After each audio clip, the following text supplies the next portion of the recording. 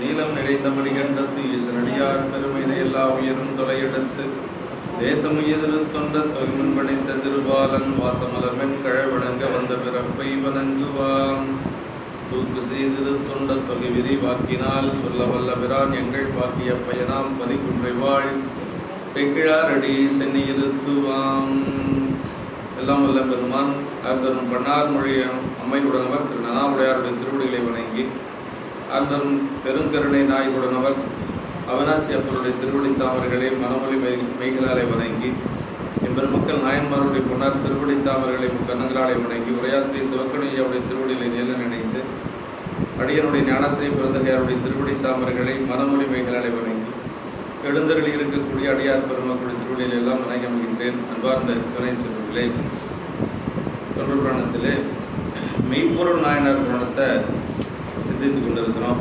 மெய்ப்பொருள் நாயனாருடைய புராணத்தில் சென்ற வகுப்பில் 15 பாட்டு வரைக்கும் பார்த்துருக்கோம் இல்லைங்களா? 15வது பாட்டில் முத்தநாதன் மெய்ப்பொருள் நாயனாரை திருவேடம் அணிந்து கொண்டு வந்து பலமுறை போரிடை தோற்ற ஒரு காரணத்தினாலே எப்படியாவது வெல்ல வேண்டும் என்று சொல்லி திருவேடத்தோடு வந்தால் அவர் திருப்பி போர் செய்ய மாட்டார் என்று சொல்லி வேடம் அணிந்து கொண்டு வருகிறார். அப்படி வேடம் அணிந்து கொண்டு வருகின்ற பொழுது இரவு நேரமாக இருந்தாலும் அவன் எளிமையாக உள்ளே வந்துடுறான். எப்படி உள்ளே வரான்னா, பல முறை அடியார்கள் வந்து போனதுனால அந்த வாயில் காவலர் எல்லாருமே நாயனார் அடியாராக இருக்கிறதுனால, அப்படி அடியார்கள் சிவனடியார்கள் அடிக்கடி வர்றதுனால எல்லாரும் விட்டுறாங்க, யாரும் தடுக்கல். அப்படி உள்ளே வந்தவன் கடைசியாக அவர் இருக்கக்கூடிய அந்த புறத்துக்கு அருகில் இருக்கக்கூடிய அங்கே இருக்கக்கூடிய மெய்காப்பாளன் தத்தன் என்று சொல்லி அவன் மட்டும் தடுக்கிறான். அவன் தடுக்கின்ற பொழுது அதை என்ன சொல்கிறான்னா, இடை தெரிந்து அருள வேண்டும் துயில் கொள்ளும் இறைவன் அப்படின்னு. பெரியவங்க இருக்கிற பக்கம் அது கால நேரம் தெரிஞ்சு வரணும், இப்படியெல்லாம் வரக்கூடாது அப்படின்னு சொல்லுகின்ற பொழுது அவன் என்ன சொல்கிறான்னா, யாருக்கும் கிடைக்காத ஒரு பொருள், ஆகம பொருளை நான் கொண்டு வந்திருக்கிறேன், அவருக்கு உபதேசம் செய்கிறதுக்காக போகிறேன், அதனால் நான் உடனே போகணும்னு அவரை விலைக்கு விட்டுட்டு உள்ளே போகிறேன். அப்படி உள்ளே செல்லுகின்ற பொழுது அம்மா படுக்கை அறையில் கட்டல் மேலே அம்மா அமர்ந்துருக்கிறாங்க. அவர் படுத்திருக்கிறார், அம்மா அமர்ந்துருக்கிறாங்க. வந்த உடனே அம்மா எழுந்திரிச்சுக்கிறாங்க. அப்படி எழுந்திரிச்ச உடனேயே அவரும் உடனே துயில் எழுந்து வந்தது சிவபெருமானுடைய அடியார் என்று சொல்லி அப்படியே அவர் எழுந்திருக்கிறார்.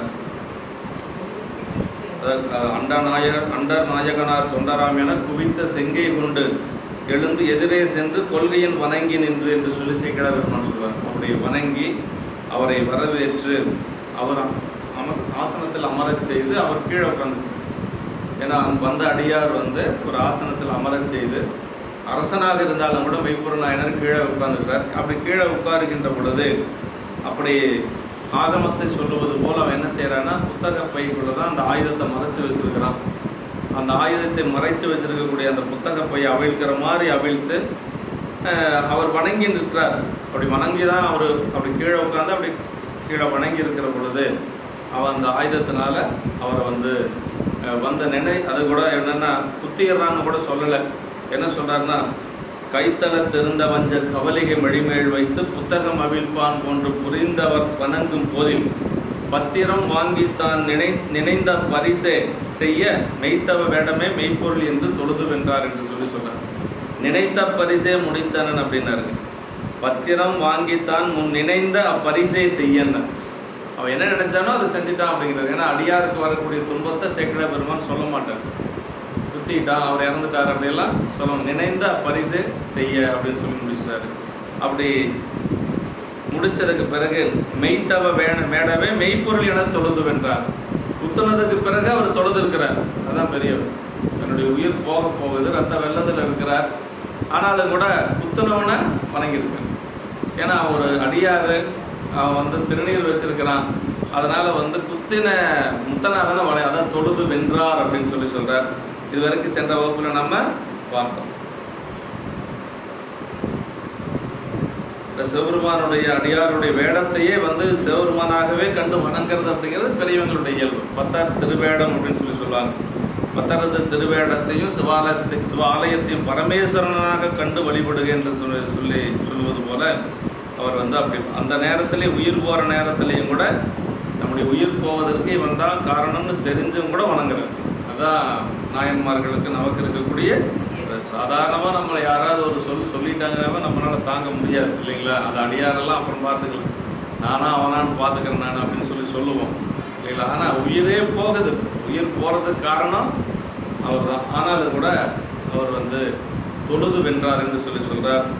அப்படி குத்துனதுக்கு பிறகு தத்தன் வந்து வேகமாக ஓடி வரான். ஓடி வந்து அவனை தாக்கிறதுக்கு தான் வர்றான் தத்தன். அது பாதுகாவலன் அது வரைக்கும் வெளியில். ஏன்னா அவன் என்ன சொல்லிட்டான்னா, முத்தநாதன் நம்ம 2 பேரும் மட்டும்தான் தனியாக இருக்கணும், மனைவி கூட இங்கே இருக்கக்கூடாது. மனைவியை சொன்ன உடனே அந்த அம்மா உள்ளே போயிடுறான், அரசமாதேவியார் உள்ளே போயிடுறாங்க. தத்தன் வெளியில் வந்துடுறான். இப்போ அந்த அறையில் யார் இருக்கிறாங்க? 2 பேர் மட்டும்தான் இருக்கு. யார்? முத்தநாதன், மெய்ப்பொருள் ஆகிடும். அதனால் அந்த சத்தம் கேட்டு அவன் முடியாந்துடுறான். யார்? தத்தன் வேகமாக வந்து அவனை தாக்க வருகின்ற பொழுது அப்போ தான் அவர் சொல்கிறாருங்க, என்ன சொல்கிறாருன்னா, தத்தா நமர் அப்படின்னாரு. அப்படின்னா நம்ம மாதிரி ஒரு சிவனடியார் அவனை எதுவும் செஞ்சிடாத அப்படின்னு சொல்கிறாரு. அதான் அந்த திருப்பாங்க. மறைத்தவன் புகுந்த போதே மனமங்கு வைத்த தத்தன் இறை பொழுதின்கண் கூடி வாழினால் எரியலுற்றான் நிறைத்த செங்குருதி சோர வீழ்கின்றார் நீண்ட கையால் தரைப்படுமளவில் தத்தா நமர் என தடுத்து வீழ்ந்தார். யாராலும் செய்ய முடியாத செயல். இதான் பெரிய புராணம்னா என்னென்னா, நம்ம நினச்சி கூட பார்க்க முடியாத ஒரு செயல் இதெல்லாம் இல்லைங்களா. ஏன்னா தன்னுடைய உயிர் அவனால் போயிடுச்சு, இனி அவனுக்கு நமக்கு என்ன அப்படியெல்லாம் அவர் நினைக்கல. நமக்கு உயிர் போனாலும் பரவாயில்ல, அவர் வேடத்தோடு இருக்கிறான், அவனுக்கு எந்த துன்பமும் வந்துடக்கூடாது. இங்கேயாவது இப்படிங்க ஏனாதி நாயனார் குணத்தில் எப்படின்னா, அதாவது அந்த இடத்துல வேடத்தை மறைச்சு அவன் வந்து போர் செய்ய வர்றான். இதே மாதிரி தான் அங்கேயும் பல முறை தோற்று போனவன் அதிசூரன். ஏனாதி நாயனார் வந்து வேகமாக போர் செய்கிற பொழுது இதே மாதிரி வேடம் அணிஞ்சிட்டு அவன் வர்றான், கேடயத்தில் மறைச்சிட்டு வர்றான். கேடயத்தை பக்கமாக அவர் தாக்க வர பொழுது கேடயத்தை எடுக்கிறான். கேடயத்தை எடுக்கிற பொழுது பார்த்தா நெத்தியில் திருநீர் இருக்கு. இதுவரைக்கும் அவன் நெத்தியில் திருநீர் பூசினதே கிடையாது. இப்போ திருநீரை காண்ட உடனே கெட்டேன், முன்பு இவர் மீது காணாத வெந்திருநீட்டின் பொழிவு மேற்கண்டேன், வேறு இனியன் அண்டர்பிரான் சீரடியார் ஆயினார் அப்படின்னார். அண்டர்பிரான் சீரடியார்னு சிவபெருமானுடைய அடியார், வேற இனி என்ன செய்யணும், ஒன்றும் செய்யக்கூடாதுன்னு சொல்லி அப்போவே ஆயுதத்தை கீழே போடணும்னு நினைச்சாராம். ஆனால் கீழே போட்டால் நிராயுத பாணியை கொண்டாருங்கிற பழி அவனுக்கு வந்துடணும். அதாவது தன்னை கொன்னாலும் பரவாயில்ல, அந்த வேடமிட்டு அந்த அடியாருக்கு ஆயுதம் இல்லாதவனை கொன்னாங்கிற ஒரு கெட்ட பேர் வந்துடும் சொல்லி ஆயுதத்தை கீழே போடாமல் சண்டை போடுற மாதிரி பாசாங்க பண்ணாராம். அவர் ஏனாதிநாதன் உயிர் போகிற பொழுது கூட அந்த திருநீர் வச்சிருக்கிற ஒருத்தனுக்கு கெட்ட பேர் வரக்கூடாதுன்னு நினைச்சவர் ஏனாதிநாதன். அதான் முன்பு இவர் மீது காணாத வெண்ணீற்றின் பொழிவு மேற்கண்டேன், வேறு இனியன் அண்டர்பிரான் சீரடியார் ஆயினார், அவர் கொள்கை குறிவழி நிற்பேன் அப்படின்னார். அதான் நாயன்மார்களுக்கு நமக்கு இருக்கக்கூடிய வேறுபாடு. அதனால் 63 நாயன்மார்களுக்கு மேலே எந்த ஒரு கொம்பனையும் நம்ம நாயன்மார்னு சொல்லக்கூடாது. நாயன்மார் மாதிரி பணி செஞ்சுட்டு இருக்கிறாருங்க, அவ்வளோதான் சொல்லணுமே ஒழிய இவர் 64வது நாயன்மார், இவர் 65வது நாயன்மார் எந்த கொம்பனையும் நம்ம சொல்லக்கூடாது. சொன்னால் நமக்கு சிவ அவச்சாரம். இப்படியெல்லாம் இருக்க முடியுமா இன்னைக்கு? யாராலையும் முடியாது. யாராவது ஒரு சொல்லிட்டா நம்மளால் அதை தாங்கிக்க முடியாது. அந்நின்ற தொண்டர் திருவுள்ளம் யார் அறிவார், முன்னின்ற பாதகனும் தன்கருத்தே முற்றுவித்தான் அப்படின்றார் செக்கிழ பெருமான். அந்த இடத்துல சொல்றார் ஏனாதி நாயனார் குணத்தில், அந்நின்ற தொண்டர் திருவுள்ளம் யார் அறிவார், முன்னின்ற பாதகனும் தன்கருத்தே முற்று. அங்கே இதே மாதிரி தான் சொல்ல, குத்திட்டான்னு சொல்லலை, தன் கருத்தே முற்றுவித்தான் அப்படின்னார். அதாவது அடியார்களுக்கு வரக்கூடிய துன்பத்தை சேக்கிழ பெருமான் சொல்ல மாட்டார். அது ஒரு பெரிய, அதான் இந்த நூலுக்கு சிறப்பு என்னன்னு கேட்டிங்கன்னா, பெரிய புராணத்துக்கு துன்பத்தை வெளியில் சொல்ல மாட்டார். நினைந்த பரிசை செய்யன்னு இங்கே சொன்னார். அதே மாதிரி அங்கே தன்கருத்தை முற்றுவித்தான் அப்படின்னு.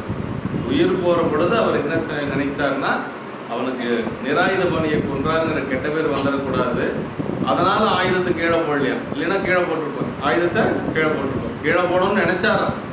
ஆனால் நினைச்சவர் வந்து ஆயுதத்தை கீழே போடல. ஏன் போடல அப்படின்னா, அதான் அந்த கெட்ட பேர் அவனுக்கு திருநீர் பூசணவனுக்கு எந்த காரணத்தை கொண்டு ஒரு கெட்ட பேர் வந்துடக்கூடாது அப்படிங்கிறதுல கவனமாக இருக்கும். நமக்கு வந்து நிறைய படிப்பு சொல்கிறேன். நமக்கு இன்னும் நம்ம பக்குவம் அடையணும் அப்படிங்கிறதுக்காக பெரிய புராணம் அங்கங்கே எதுக்கு பலமுறை இந்த நூலை கேட்கணும் அப்படின்னா, இது நம்ம வாழ்க்கையில் கடைபிடித்து ஒழுக வேண்டிய நெறி. அது ஒரு தடவை சொன்னாவெல்லாம் நமக்கு ஏறாதுங்க. அதனால் நான் 10 தடவை படிச்சிருப்பேன், எனக்கே இன்னும் ஏறல. அப்புறம் நான் எங்கே போய் சொல்கிறது சொல்லுங்கள் பார்க்கலாம். அதான் அந்த அளவுக்கு இல்லைனாலும் கூட ஓரளவுக்காவது நம்ம அடியார்களை மதிக்கணும் இல்லைங்களா? மதிக்கணும், வணங்கணும். எவ்வளோ பெரிய ஆளாக இருந்தாலும் நம்ம அடியார்களை பார்க்குற பொழுது வணங்கி தான் ஆகணும். எல்லாரும் என்னை வணங்கணும், நான் யாரையும் வணங்க மாட்டேன்றலாம் நம்ம நினைக்கவே கூடாது. வணங்கி தான் ஆகணும். அது எந்த இடத்துலையும் நாம் வந்து எவ்வளோ ஒரு பெரிய உயர்ந்த நிலைக்கு போனாலும் கூட அடியார்களை வணங்க தேவையில்லை அப்படின்னு எந்த இடத்துலையும் சொல்லவே இல்லை பெரிய புராணத்தில். ஆமாம். அதனால் திருச்சிராப்பள்ளி ராகவையா யாரை பார்த்தாலும் அப்படியே நெடுஞ்சான் கிடையாது விழுந்து வணங்குவார். அந்தனருங்க அவர் இத்தனை. ஆமாம், ஒரு அந்தனர். பெரிய புராணத்தில் 4286 பாட்டு மனப்பாடம் அவருக்கு. ஒரு பாடல் கூட அவருக்கு இல்லை தெரியாத பாட்டுங்க. 4286 பாட்டு மனப்பாடம். அவர் ஒரு துன்பம் இன்னைக்கு அவருக்கு ஒரு சூழ்நிலை, ஏதோ ஒரு வினைப்பயன் காரணமாக அவர் வெளியில் வர்றதில்லை.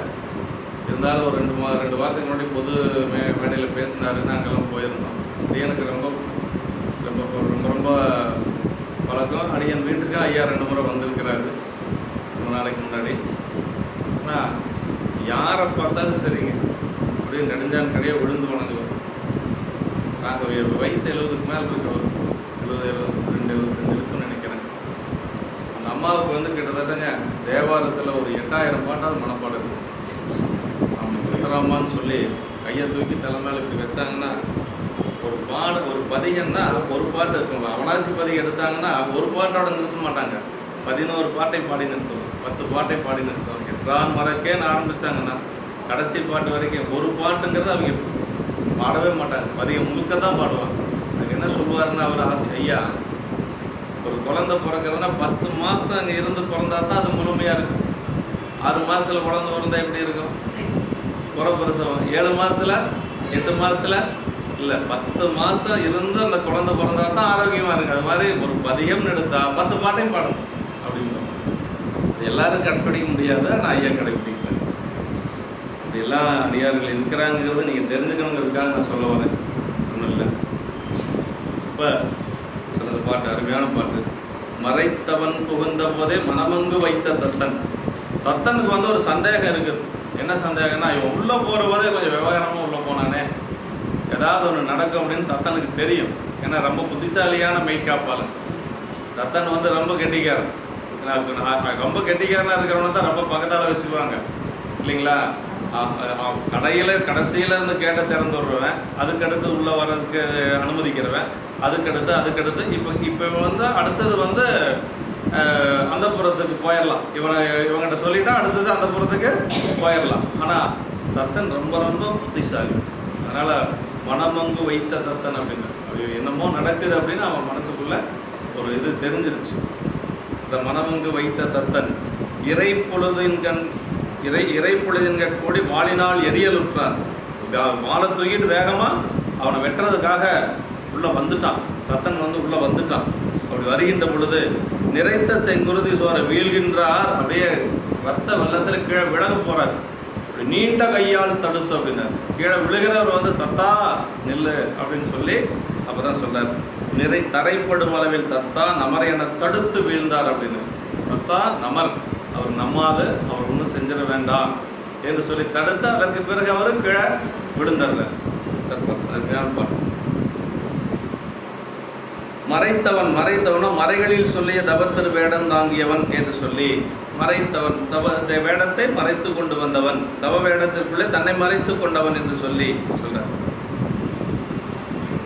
அங்கு மனம் வைத்தலாம் அதுவே கருத்தாக மனத்துள் கொள்ளுதல். பொன்னடிக்கே மனம் வைத்த புகழ் துணைக்கு மடியேன்னு சொல்லி திருத்தொண்ட தொகையில் சொல்லுறது. அது மாதிரி மனசு பூரா இப்போ தத்தனுக்கு எங்கே இருக்குன்னா, அரசருக்கு ஏதாவது ஆயிருமோ வந்த நேரமே வந்த ஒரு முறையே சரியில்லை என்று சொல்லி மனசு பூரா அங்கே தான் இருக்குது.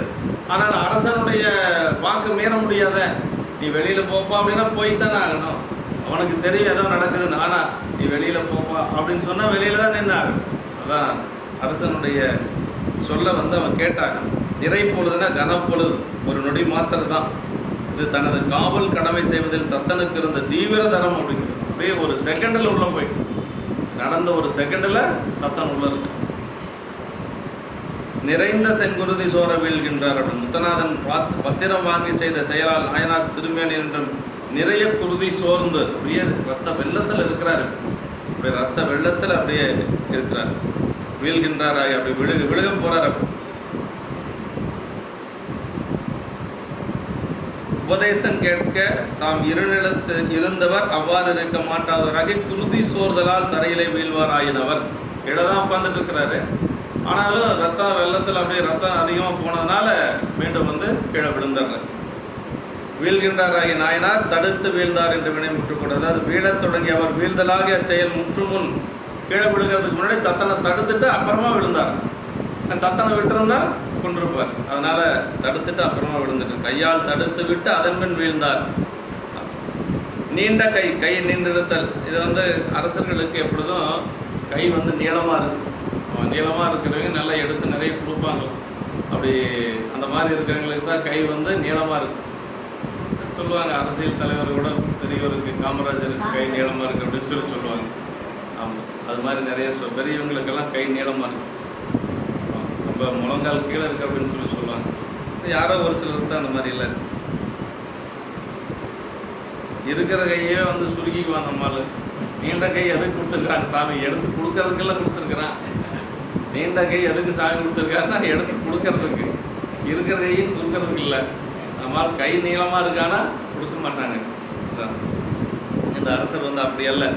அந்த அரசர் பற்றி சொல்லிக்கிட்ட பொழுது என்ன சொன்னார்? தேடிய நீடுமாடு செல்வம் தில்லை மன்றம் நாடிய பெருமான் அன்பர்க்கு ஆவன் ஆகும் என்று நாடிய மனத்தினோடு நாயன்மார் அணைந்த போது கூடிய மகிழ்ச்சி பொங்க குறைவர கொடுத்து வந்தார் அப்படிங்கிற ஆரம்பத்திலே சொல்லிடுறாரு. எப்படி கொடுப்பாரா? தேடிய நீடு மாடு செல்வம்னு. தேடிய செல்வம், இவர் தேடிய செல்வம், இவங்க அப்பா அம்மா தேடி வச்ச செல்வம், நிலையான செல்வம், எல்லா செல்வத்தையும் அடியார்கள் வந்தாங்கன்னா அப்படியே குறைவில்லாத கொடுப்பான், அள்ளி அள்ளி கொடுப்பான். தேடிய நீடு மாடு செல்வம் தில்லை மன்றம் நாடிய பெருமான் அன்பர்க்கு ஆவன் ஆகும் என்று நாடிய மனத்தினோடு நாயன்மார் அணைந்த போது கூடிய மகிழ்ச்சி பொங்க குறைவர கொடுத்து வந்தார். மாலை ஒரு சிலர் வாங்கத்தான் தெரியுமா, ஒளியை கொடுக்க தெரியவே தெரியாது. ஒரே ஒரு ஒன்றே மாதிரி தான் இல்லைங்களா? ஆனால் அவர் வந்து அப்படி கொடுத்து கொடுத்து கொடுத்து கொடுத்து நீண்ட கை மெய்ப்பொருள் நாயனாருடைய கை.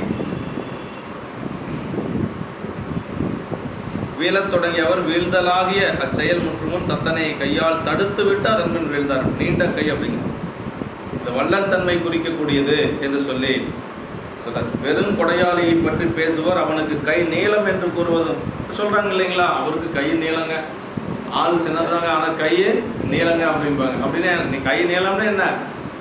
அள்ளி அள்ளி கொடுப்பார் அப்படின்னு சொல்லி அர்த்தம்.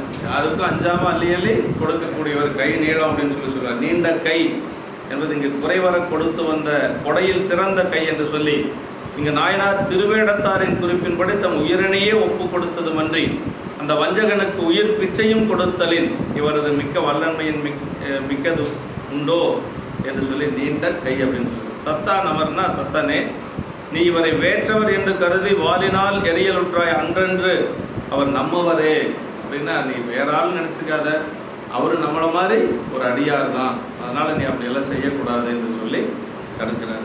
உயிர் போகிற நேரத்தில் கூட தடுக்கிறார்.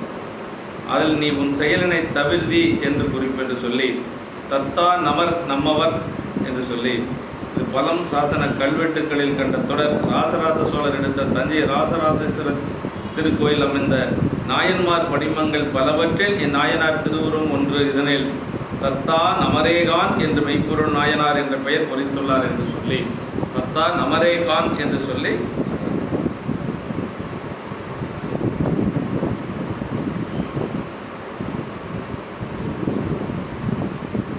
நாயனார் இங்கு செய்த அரிய செயல் கொல்லாமை எவ்வுயிருக்கும் தீங்கு செய்ய அகிம்சை என்று இதெல்லாம் வந்து சொல்ல அப்படி இல்லை. இன்னா செய்தாரை ஒருத்தல் அவனை நன்னயம் செய்தோடு இதெல்லாம் உலகியல் சொல்லக்கூடியது, அப்படிலாம் இல்லை. அடியார் அப்படிங்கிறதுனால அவர் வந்து எதுவும் செய்யணும். இப்போ உலகியல் சொல்கிறது ஒரு கணத்தில் அடித்தா இன்னொரு கணத்தை திருப்பி கொடுங்கிறது அதெல்லாம் நமக்கு கிடையாது. அவன் அடியாராக இருந்ததுனால அவ்வளோதான். அதனால் இந்த வியாக்கணமெல்லாம் நம்ம பெரிய புராணத்தில் பேசக்கூடாது. ஆமாம், நாயனார் தத்தா நமர் என தடுத்ததன் கொள்கை வேறு. இவைகள் ஒன்றாக மயங்குணர்பாலன அல்ல. நம்ம நாயனார் கை கொண்டொழுகியது பதிதர்மமே. பதிதர்மம்னு என்னென்னா அடியார்களுக்கு செய்யக்கூடியது, இறைவனுக்கு செய்யக்கூடியதான் பதிதர்மம். பசு தர்மம் பதிதர்மம் ரெண்டு இருக்குது உலகத்தில். பசு தர்மம்னா என்ன, சாதாரண உலகையில் இருக்கக்கூடிய சாப்பாடு வாங்கி கொடுக்கறது, துணிமணி வாங்கி கொடுக்கறது, ஏழை குழந்தைகளுக்கு படிக்க வைக்கிறது, அது செய்யுங்களா, செய்யலாம் இல்லைன்னு சொல்ல. ஆனால் அதுக்கு என்ன பலன் அப்படின்னா, இறைவன் திருவடி எல்லாம் கிடைக்காது. என்ன கிடைக்கும், சொர்க்கம் வரைக்கும் போகலாம், அதுக்கு மேலே போக முடியாது. ஆனால் இறைவனுக்கு செய்யக்கூடியது, அவன் அடியார்களுக்கு செய்யக்கூடியது, இந்த தர்மம் இருக்குது பாருங்க, அதுக்கு பேர் தான் பதி தர்மம்னு பேர். அது பதி தர்மம் செஞ்சால் மீண்டும் பிறப்பு கிடையாது, பெருமான் திருவடி தான். அவன் மேலே போனால் மீண்டும் கீழே வர தேவையில்லை. அதான் ரெண்டு தர்மத்தில் ரெண்டு இருக்குது, பதி தர்மம் பசு தர்மம். அது எந்த எதிர்பார்ப்பும் இல்லாமல் செய்யணும். அதுதான் இப்போ இவருக்கு ஒரு அடியாருக்கு நம்ம சாப்பாடு வாங்கி கூட நம்மளுக்கு மோட்சம் கிடைக்கும், முக்தி கிடைக்குன்னு நினைக்காம செய்யணும். அது கிடைக்குன்னு நினச்சி செஞ்சோம்னா கிடைக்காது. எந்த ஒரு எதிர்பார்ப்பும் இல்லை, அவர் பசியோடு இருக்கிறாரு அப்படின்னு நினச்சி நாம செய்யணும். அதுதான் ரொம்ப முக்கியம். அதான் பதி தர்மம். உலகை வாழ்வித்த எந்த பெருமக்களின் வாழ்க்கை நிலையினை உலக நீதிகளான அறவிதிகளை கொண்டு அளத்தல் நம்மை உண்மை நெறியின் என்றும் வலுக்கி விடுவதனோடு அபச்சாரத்துக்கு இடந்தலும். சாதாரண உலகியல் தர்மத்தோட வச்சு நம்ம பெரிய புராணத்தில் இருக்கக்கூடிய பெரியவங்களை சிந்திக்கக்கூடாதுங்கிறார். வேற ஒன்று இல்லை. சாதாரண உலகியல் நெறியில வச்சு பெரிய புராணத்தில் இருக்கக்கூடிய அடியார் பெருமக்களை அப்படியெல்லாம் நாம பார்க்கக்கூடாது அப்படிங்கிறார். அது வேறு, இது வேறு. வேதனை எய்தி வீழ்ந்த வேந்தரால் விளக்கப்பட்ட தாதனாம் தத்தந்தானும் தலையினால் வணங்கி தாங்கி யாதுதான் செய்கேன் என்ன எம்பிரான் அடியார் போக மீதிடை விளக்காவண்ணம் கொண்டு போய் விடுனி என்றார். இப்போ சரி ஒன்றும் செய்ய வேண்டாம்னு சொல்லிட்டீங்க சாமி, இப்போ என்னதான் நான் செய்யிட்டேன் அப்படின்னு சொல்லி வணங்கி நிற்கிறான். அப்படி வந்து ராஜா கிட்ட, அப்படி மெய்ப்பொருள் நாயனார்கிட்ட வந்து தத்தன் அப்படி வணங்கி நிற்கிறான். அப்படி வணங்கி நிற்கிற பொழுது அவர் மீண்டும் என்ன சொல்றாருன்னா, இவனை ஊரில் எல்லை வரைக்கும் கொண்டு போய் பத்திரமா விட்டுட்டு வா, யாராவது ஏதாவது செஞ்சிட போகிறாங்க. ஏன்னா அரசனை கொண்டுட்டான் அப்படின்னா என்ன வேணாலும் நடக்கலாம் இல்லையா, நீ பத்திரமா கொண்டு போய் விட்டுட்டு வரணும் அப்படின்னு சொல்லி அரசன் சொல்கிறார். வேதனைப்பட்டு வீழ்ந்த அரசர் கட்டளையினாலே இவ்வாறு தனது செய்கை நின்றும் தடுத்து விளக்கப்பட்ட அடிமையாகிய தத்தனும் அரசனது ஏவலை தலையால் வணங்கி ஏற்று, ஏன்னா அரசன் சொன்ன கேட்டுதான் ஆகணும்.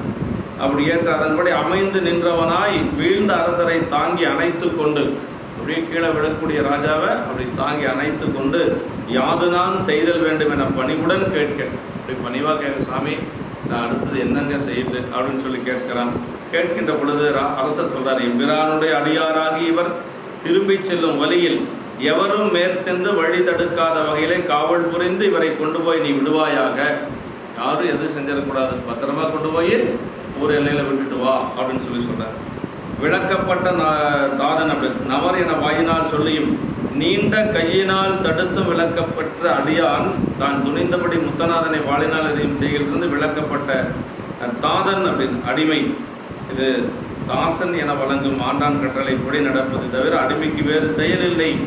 விளக்கப்பட்ட தாதன் அப்படின்னா இந்த இடத்துல தத்தன் ஒரு அடிமை தானே அங்கே, அதனால தாசன் அப்படிங்கிற மாதிரி சொல்ல. தலையினால் வணங்கி அவரது கட்டளையை தலையார வணங்கி ஏற்றுக்கொண்டு, தலையால் வணங்குதல் உடன்கொட்ட அமைதிக்கும் அடையாளம் என்று சொல்லி தாங்கி வீழ்ந்த அரசரை கையினாலே அமைத்து சிரத்தை தாங்கி அவர் இட்ட கட்டளையை சிரமேற் தாங்கி என்று உரைப்பார் என்று சொல்லி அப்படியே கீழே விழுக போறவர் அப்படி கையில தாங்கி அவர் அப்படியே அமரச் செய்து அதற்கு பிறகு அவர் என்ன சொல்றாரோ அதை கேட்கணும். யாது நான் செய்கேன், இதுவே செய்யத்தக்கது என்று துணிந்த முற்பட்ட செயலை தேவரை விலக்கி விட்டீராதலின் இனி செய்யத்தக்கது யாது அருள் செய்க என்று கேட்டபடி என்று சொல்லி எம்பிரான் அடியார் இறைவனடியாராக இவர் சுட்டு தொங்குகின்றது முன்னின்று இவரே என்று இனி எந்த அடியவரே ஆயினும் அவர் கருத்துப்படி போதற்கு தடையை விலக்கி வழிவிடுக என்று சொல்லி கடைசியாக தான் சொல்ற பரவிய திருநீற்றன்பு பாதுகாத்து உயிப்பீர் அப்படின்னு பின்னாடி சொல்ல போறார். கொண்டு போய் பணியை பிறர்வால் விடாது நீயே கூட சென்று காவல் புரிந்து கொண்டு போய் அப்படின்னு சொல்லி சொல்றாரு. வேற யாருக்கிட்டே நீ விட்டுறாத, நீயே போய்.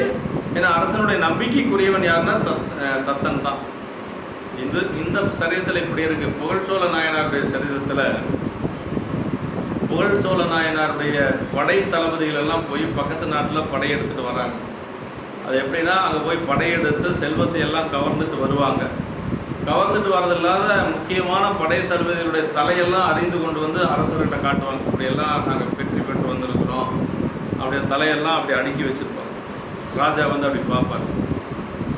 அந்த வெற்றியை வந்து அவங்க காட்டணும் அரசங்கிட்ட அப்படின்னு சொல்லி அப்படி செய்கிற பொழுது ஒரு நாள் வந்து தலையெல்லாம் அப்படி அடக்கி வச்சுருக்கிறாங்க. அப்படி அடுக்கி வச்சிருக்கிற பொழுது புகழ்ச்சோழ நாயனார் வந்து அப்படி பார்க்கிற பொழுது ஒரு தலையில் வந்து ஒரு சின்ன முடி இருக்கு. முடி போடுதுன்னு சொல்கிறோம் இல்லைங்களா, முடி அப்படிங்கிறது சடை போட்டிருக்கு. அந்த சடையை பார்த்த உடனே இவர் சிவனடியாராக இருக்கிறாரு, இவரை கொண்டு இருக்கிறாங்களே, இதுக்கு யார் காரணம்? நம்ம தானே காரணம். ஏன்னா அரசன் நான் தான், என்னுடைய ஏவல்படி செய்யக்கூடியவர்கள் தான் இந்த அமைச்சர்கள், இந்த படை தளபதிகள் எல்லாம். அவங்க செஞ்ச தவறுக்கு வந்து யார் காரணம்? நான் தான் காரணம்னு சொல்லி என்ன பண்ணார்னா, இதுக்கு வந்து பிராயசத்தை என்னென்னா ஒரு சிவனடியாருடைய தலையை கொய்துட்டு வந்துட்டாங்க. அதனால் வந்து அதுக்கு என்ன பரிகாரமெல்லாம் ஒன்றும் இல்லை, என்னுடைய உயிரை நான் போக்கிக் கொள்வது தான் பரிகாரம்னு சொல்லி என்ன பண்ணார்னா புகழ்ச்சோழ நாயனார் பெரிய ஒரு யாக குண்டம் வளர்த்தினார். யாக குண்டம் வளர்த்தி ஒரு தங்க தாம்பாளத்தை கொண்டு வர சொல்லி அந்த தங்க தாம்பாளத்தை அந்த சடை முடியோடு இருக்கக்கூடிய அந்த தலையை எடுத்து வச்சு இவர் தலை மேலே வச்சுட்டார்.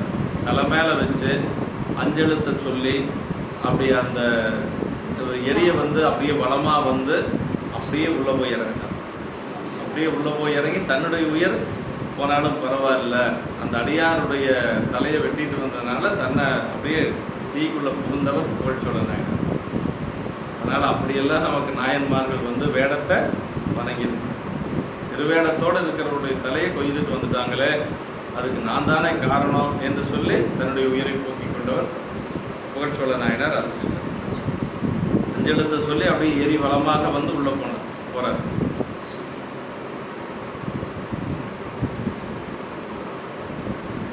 அத்திரம் அறிந்தாரெல்லாம் அரசனை தீங்கு செய்த பொய்த்தவன் தன்னை கொள்வோம் என புடை சூழ்ந்த போது தத்தனும் அவரை எல்லாம் தடுத்துடன் கொண்டு போவான். இத்தவன் போக பெற்றது இறைவனது ஆணை என்றான். எல்லாரும் வந்து தடுக்கிறாங்க, அழைச்சிட்டு போறான். எல்லாத்துக்கும் செய்தி தெரிஞ்சிருச்சு, இவன் தான் அரசனை கொன்னவன், நம்ம ராஜாவை இவன் தான் கொன்னவன் சொல்லி எல்லாரும் வந்து அவனை தாக்கிறதுக்கு வர்றாங்க. அப்படி தாக்க வந்தவங்களை எல்லாம் தத்தன் சொல்றான், எல்லாரும் வந்து இந்த பொய்த்தவனை வென்றிடுவோம். இப்போ வந்து ஒரு பொய்த்தவன் வேடமிட்டு, ஒரு பொய்யான ஒரு வேடமிட்டு வந்து அரசனை இப்படி பண்ணிட்டான் அப்படின்னு சொல்லி எல்லாரும் வருகின்ற பொழுது தத்தனும் அவர்களை எல்லாம் தடுத்து, எல்லாத்தையும் தத்தன் என்ன சொல்றான் அப்படின்னா, இத்தவன் இவ்வாறு உயிருடன் போக பெற்ற காரணமாவது இறைவனது ஆணை அப்படின்னு. இறைவன்னா அரசன் தான் இறைவன். இந்த இடத்துல அரசனை வந்து எப்படி பார்க்குறாங்க அவங்க? இறைவனாவே பார்க்குறாங்க. இத்தவன் போக பெற்றது இறைவனது ஆணை அப்படின்னு. நானே அங்கே நீங்கள் செய்ய வேண்டிய காரியத்தை நானே அங்கே செஞ்சுருப்பேன், ஆனால் ஏன் நான் செய்யலை அப்படின்னா இது அரசனுடைய ஒரு ஆணை. அரசனுடைய ஆணையை வந்து நாம் என்ன செய்யணும்? கடைபிடித்து ஒழுகணும் அப்படிங்கிறது ஒரு மரபு இருக்கு. அப்படி அரசனுடைய ஆணையை கடைபிடித்து ஒழுகலைன்னா உயர விட்டுருவாங்க அந்த காலத்தில் அமைச்சர்கள். அப்படி உயர் விட்டவங்க தான் மனுநீதி சோழனுடைய சரீரத்தில் வருது. மனுநீதி சோழர் தன்னுடைய மகன் வந்து அந்த கன்றுக்குட்டியின் பின் சக்கரத்தில் விழுந்து இறந்து போயிடுது. அதற்கு பரிகாரமெல்லாம் சொல்கிறாங்க. அதுக்கு அவர் என்ன சொல்கிறாருன்னா, நீங்கள் என்னுடைய மகனுடைய உயிர் போகுதுன்னு சொல்லி இந்த பரிகாரத்தை நான் செஞ்சேன்னா, நாளைக்கு ஒரு கொலை குற்றம் செஞ்சானா அவன் நான் தண்டனை கொடுக்க முடியாது. அதனால் வந்து நீதி வந்து அங்கே செத்து போயிடும், தர்ம தேவதையை சலிச்சுக்குவா அப்படின்னு சொல்லி என்ன பண்ணுறாரு, தன்னுடைய மகனை தேர்காலில் விட்டு இறக்க செய்யணும்னு அவருடைய முடிவு பண்ணிட்டார். முடிவு பண்ணி என்ன பண்ணார் அப்படின்னா, முதல்ல ஒரு அமைச்சரை கூப்பிட்டார். ஒரு அமைச்சர், தொன்னறி அமைச்சர்னு பேர் அவனுக்கு, என்ன சொன்னாலும் கேட்கக்கூடிய அமைச்சர், அவன் பேர் தொன்னறி அமைச்சர். அவனை கூப்பிட்டு வீடு விடங்கனை அழைச்சிட்டு வா அப்படின்னாரு. அது அந்த குழந்தையெல்லாம் தூக்கி விளையாடணுமே இருந்தார் அமைச்சர். அவன் கொண்டு வந்து தேர் சக்கரத்தை மேலே ஏற்றுவானா? ஆனால் அரசன் சொன்னால் செஞ்சாகணும் இல்லைங்களா? அரச நீதியை மீற முடியாது. அதனால் என்ன பண்ணான்னா, அந்த குழந்தையும் தேரை விட்டு ஏற்ற முடியல, அவனால் அரசனுடைய ஆணையை மறுக்க முடியல. ஒரு வாரம் எடுத்து தன்னுடைய உயரை போக்கிட்டான். அவனை சுற்றி அவனை இறந்து போயிட்டான் ஒரு அமைச்சர். சரி, வேறொரு அமைச்சரை கூப்பிடலான்னா அவனை இதைத்தான் செய்வான்னு அவருக்கு தெரியும். அவருக்கு என்ன அது கூடவா தெரியாது போயிடும். வேற ஒருத்தரை கூப்பிட்டாலும் அவனை இதைத்தான் செய்வான். அதனால் என்ன பண்ணார், தன்னுடைய மகனை தான் கொண்டு மருங்கடைந்தான் சேக்கிழ பெருமான். தன்னுடைய மகன் பார்க்கல. அதாவது என்ன சொல்றாரு அந்த இடத்துல, ஒரு மைந்தன் தன்குலத்துக்கு உள்ளான் என்பது உணரான். தருமந்தன் வழிச்செல்கை கடன் என்று தன்மைந்தன் மருமந்தன் தேராதி உறவூர்ந்தான் மனுவேந்தன் அருமந்த அரசாட்சி அரிதோ மற்றும் எளிதோ அப்படின்னு சொல்லி சேக்கட பெருமான அந்த இடத்துல சொல்லாருங்க. தன்னுடைய சோழ வம்சத்துக்கு ஒரே பிள்ளை அந்த குழந்தை வீதி விடங்கன். ஆனால் அதெல்லாம் அவர் மனசில் வரல. அந்த இடத்துல தர்மத்தின் வழியில் செல்லணும். அதனால் தன்னுடைய மகன் என்று பார்க்கல. மர்மம்னா நெஞ்சுங்க, அப்படி நெஞ்சில் வச்சு தேர ஊர்ந்தாராம் மனுநீதி சோழர். அந்த இடத்துல அருமந்த அரசாட்சி அரிதோ மற்றும் எளிதோ தான் அப்படின்னாரு. இதுக்கு மேலே தியாகேச பெருமான் உள்ளே இருக்க முடியல. அங்கேருந்து வேகமாக வீதிக்கு வந்துட்டார். அதனால தான் அவருக்கு பேர் வீதி விடங்கன்னு பேருங்க. அங்கிருந்து உள்ளே இருக்க முடியல, நேராக வீதிக்கு வந்து காட்சி கொடுக்குறார். சடை மருங்கில் இளம்பிறையின் தனிவிழிக்கு திருநுதலும் இடமருங்கில் உமையாலும் எம்மருங்கும் பூதகனம் உடை நெருங்கும் பெருமை முன் கண்டரசன் போற்று செய்ப்ப விடைமருவும் பெருமானும் விரல்வேந்தர் கருள் செய்தான். அப்படியே பெருமான் அப்படியே தியாகேச பெருமான் அங்கே அப்படி வீதியில் காட்சி கொடுக்கிறார் அரசருக்கு. அந்த குழந்தையும் உயிர் பெற்று எழுகிறது. அதே மாதிரி அமைச்சரும் எழுகிறார். அந்த கன்றுக்குட்டியும் உயிர் பெற்று எழுந்தது. அது கூட முதல் கன்றுக்குட்டி தான் உயிர் பெற்று எழுந்தது. ஏன்னா ஏன் அப்படின்னு கேட்டால் கன்றுக்குட்டி உயிர் பெற்று எழுந்தால் தான் அரசனுக்கு மகிழ்ச்சியாக இருக்கு. ஏன்னா அதுக்காகத்தான் இந்த இதே தன்னுடைய மகன் உயிர் பெற்று எழணுங்கிறது இல்லை. ஏன்னா கன்றுக்குட்டி உயிர் பெற்று எழுந்தால் தான் அரசனுக்கு மகிழ்ச்சி. அதனால கன்றுக்குட்டி முதல்ல உயிர் பெற்று எழுந்தது. ரெண்டாவது அமைச்சருக்கு முன்னாடி அந்த குழந்தை எந்திரிச்சிடணும். ஏன்னா அமைச்சர் உயிர் பெற்று எழுந்ததுக்கு பிறகு பார்த்தா குழந்தை இல்லைன்னா அமைச்சருக்கு குழந்தைக்காக தானே அமைச்சரே தன்னுடைய உயிரை போக்கிக்கிறார். அதனால அந்த இளவரசர் ரெண்டாவது உயிர் பெற்று எழுந்தார்.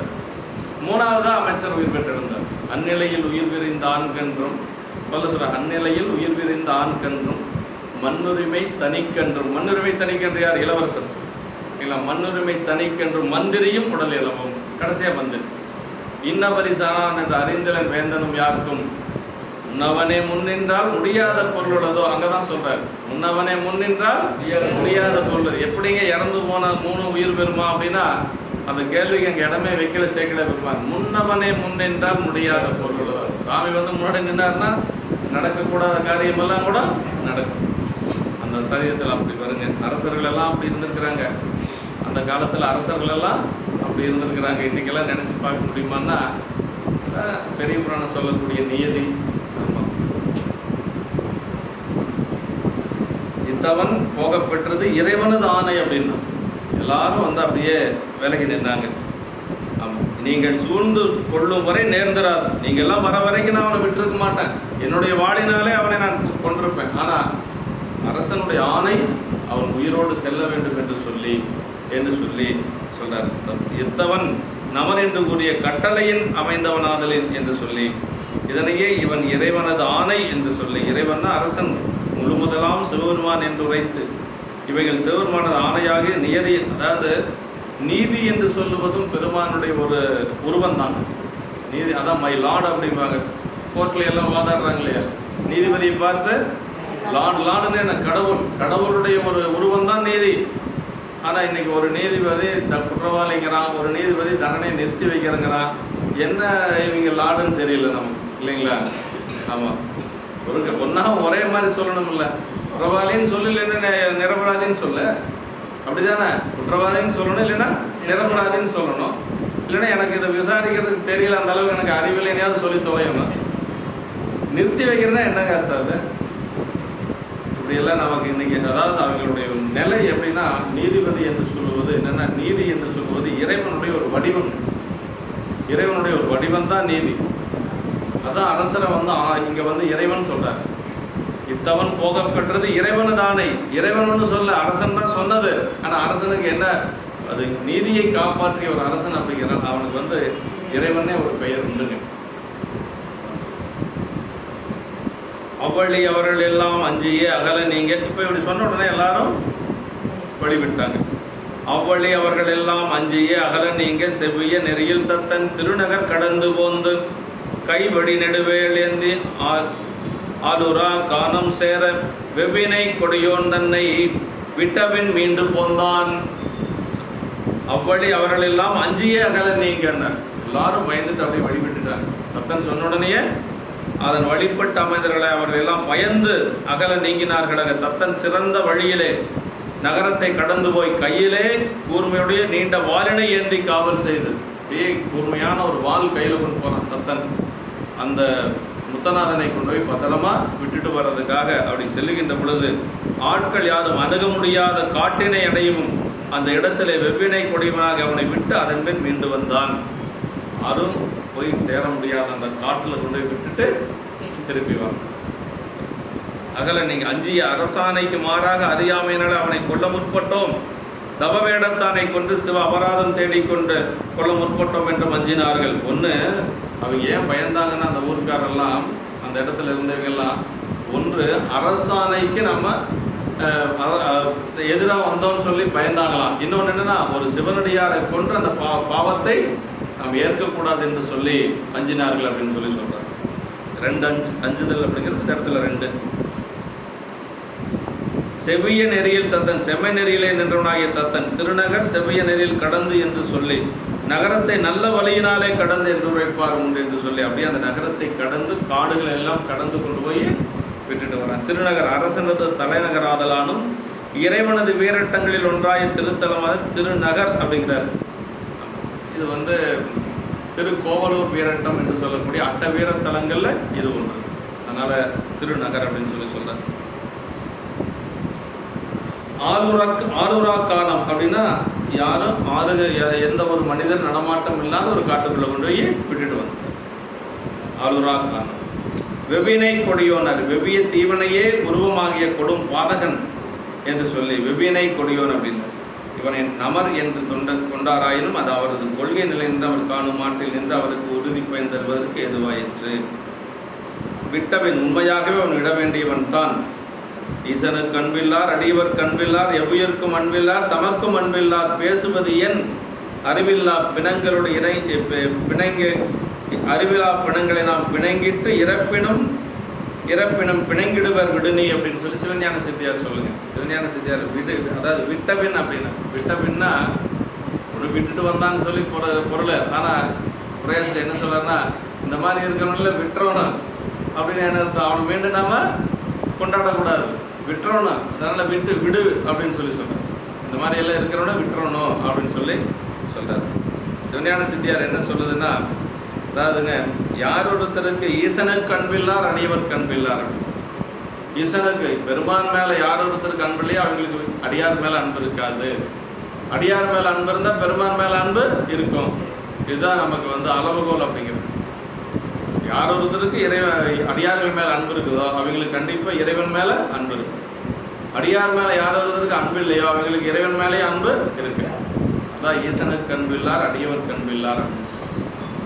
அடியார்கள் மேலே மட்டும் நமக்கு அன்பு குறையவே கூடாது. என்ன தப்பு பண்ணாலும் சரி நம்ம அரவணைச்சு கொண்டு போகிறது தான் நம்மளுடைய பணி. அடியார்கள் மேலே அன்பு இருக்கும். சிவஞான சித்தியார் அப்படித்தான் சொல்லுது.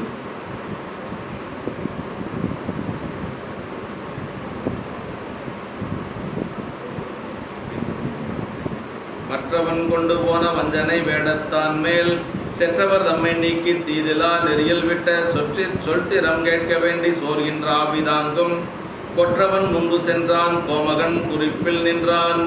இப்போ சரி கொண்டு போய் விட்டுட்டு வந்துடு அப்படின்னு சொல்லி அவன் உயிர் போகலை.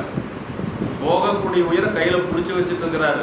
நம்ம என்ன சொல்லுவானோ தெரியல, ஏன்னா பத்திரமா கொண்டு போய் விட்டுட்டு வந்துட்டேன்னு அந்த வார்த்தையை கேட்கறதுக்காக அப்படி போகக்கூடிய உயிரை மெய்ப்பொருளாயினாரு கையில் பிடிச்சிட்டு வச்சுட்டு இருக்கிறார். இன்னும் உயிர் போகலை, அப்படியே ரத்த வெள்ளத்தில் கிடக்கிறார். அவன் வர வரைக்கும் உயிர் போகாது, வந்ததுக்கு முன்னாடி தான் போகும் அப்படின்னு சொல்றாரு. மற்றவன் கொண்டு போன வஞ்சனை வேடத்தான் மேல், மற்ற தத்தன் காவல் புரிந்து கொண்டு போயின வஞ்ச வேடமுடையான் மேல் எதிர்த்து அடர வருகின்றவர்களெல்லாம் தடுத்து விலக்கி தீங்கு இல்லா வழியிலே விட்டதாக நற்சொல்லை கேட்பதற்காகவே சோர்ந்து போய் கொண்டிருக்கின்ற உயிரை தாங்கியிருந்த அரசர் திருமுன்பு சென்றான். அவ்வரசர் பெருமானது குறிப்பிலை நின்றான். தத்தன் பக்கத்தில் போய் கொண்டு போய் விட்டுட்டு வந்துட்டான்.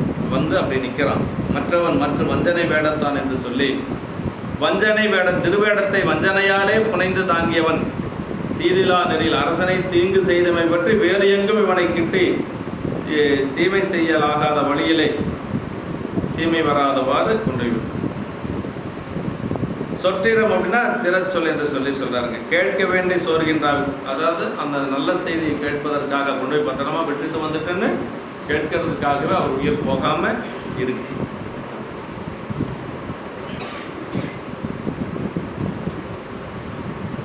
பகைவனை போரிலும் வென்றார், அவன் வஞ்சனையும் வேடன் தொழுது வென்றார், அதன் மேல் பகைவனை தாம் தீங்கு செய்யாது விட்டதனோடு அவனை வாளினால் எரியில் விட்ட தத்தனை தடுத்ததும் ஒரு வெற்றி. தொழுது வென்றார்னு சொல்றார் இல்லைங்களா, எத்தனை வெற்றி பாருங்க. தத்தனை, அதாவது உயிர் போற நேரத்தில் வேடத்தை தொழுதது ஒரு வெற்றி, அவனை கொல்லாம தடுத்தது ஒரு வெற்றி, அவனை பத்திரமா கொண்டு விட்டுட்டு வந்தது ஒரு வெற்றி. அதாவது தொழுது வென்றார் அப்படிங்கிறதுக்கு இத்தனை சொல்றாருங்க. அதன்பின் அவ்வாறு விட்ட சொத்திரம் கேட்க வேண்டி சோர்கின்ற ஆவியை போகாமை தடுத்து தாங்கி நின்ற வெற்றியின் பெருமை சொல்லொணாதது. உயிர் போக போகுது, அந்த உயிரை தடுத்து அப்படி கையில் பிடிச்சு நிறுத்தி அந்த சொல்ல கேட்கணும்னு சொல்லி எவ்வளோ நேரம் தாக்கு பிடிச்சிட்டு இருந்தது பெரிய வெற்றி, சொல்ல முடியாத ஒரு வெற்றி அப்படின்னு சொல்லி நன்னெறி காத்த சேதிநாதனார் பெருமை தன்னில் இன்னுரை செய்தேனாக என்று சொல்லி கடைசியை முடிச்சு காட்டுவார். இப்போ என்ன செய்யறான்னா, தத்தன் கொண்டு விட்டுட்டு வந்துட்டான். விட்டுட்டு வந்து ராஜாவுடைய காலில் உயிர் போக போகுது, அவர் யார் மெய்ப்பொருள் நாயனருடைய உயிர் பிரிய போகுது, காலில் விழுந்து முழந்தல வணங்குறான். எப்படி சொல்லணும் பாருங்க, அரசன் அப்படி காலில் விழுந்து வணங்கி சொல்றார், சென்றடி வணங்கி நின்று செய்தவ வேடம் கொண்டு வென்றவர்க்கிடையூரின்றி விட்டனன் என்று கூற, இன்றெனக்கு ஐயன் செய்தது யார் செய்ய வல்லார் என்று நின்றவன் தன்னை நோக்கி நிறைவரும் கருணை கூர்ந்தார். மேன இடங்கள், அதாவதுங்க தங்கிட்ட வேலை செய்யறோம் சொன்னா செய்யணும் இல்லை, ஆனால் கொண்டு போய் விட்டுட்டு வந்தாலும் ஐயன் இன்று நீர் எனக்கு செய்கிறது யார் செய்ய வல்லார். தங்கிட்ட வேலை செய்யறோம்னா ஐயன் அப்படின்னு சொல்லியிருக்கேன். ஐயன்னா என்ன சாதாரணமான வேலை இல்லை, ஒரு அரசர் தங்கிட்ட வேலை செய்கிற ஒரு காவலாளியை பார்த்து சொல்லாது. எதுக்கு சொன்னார்?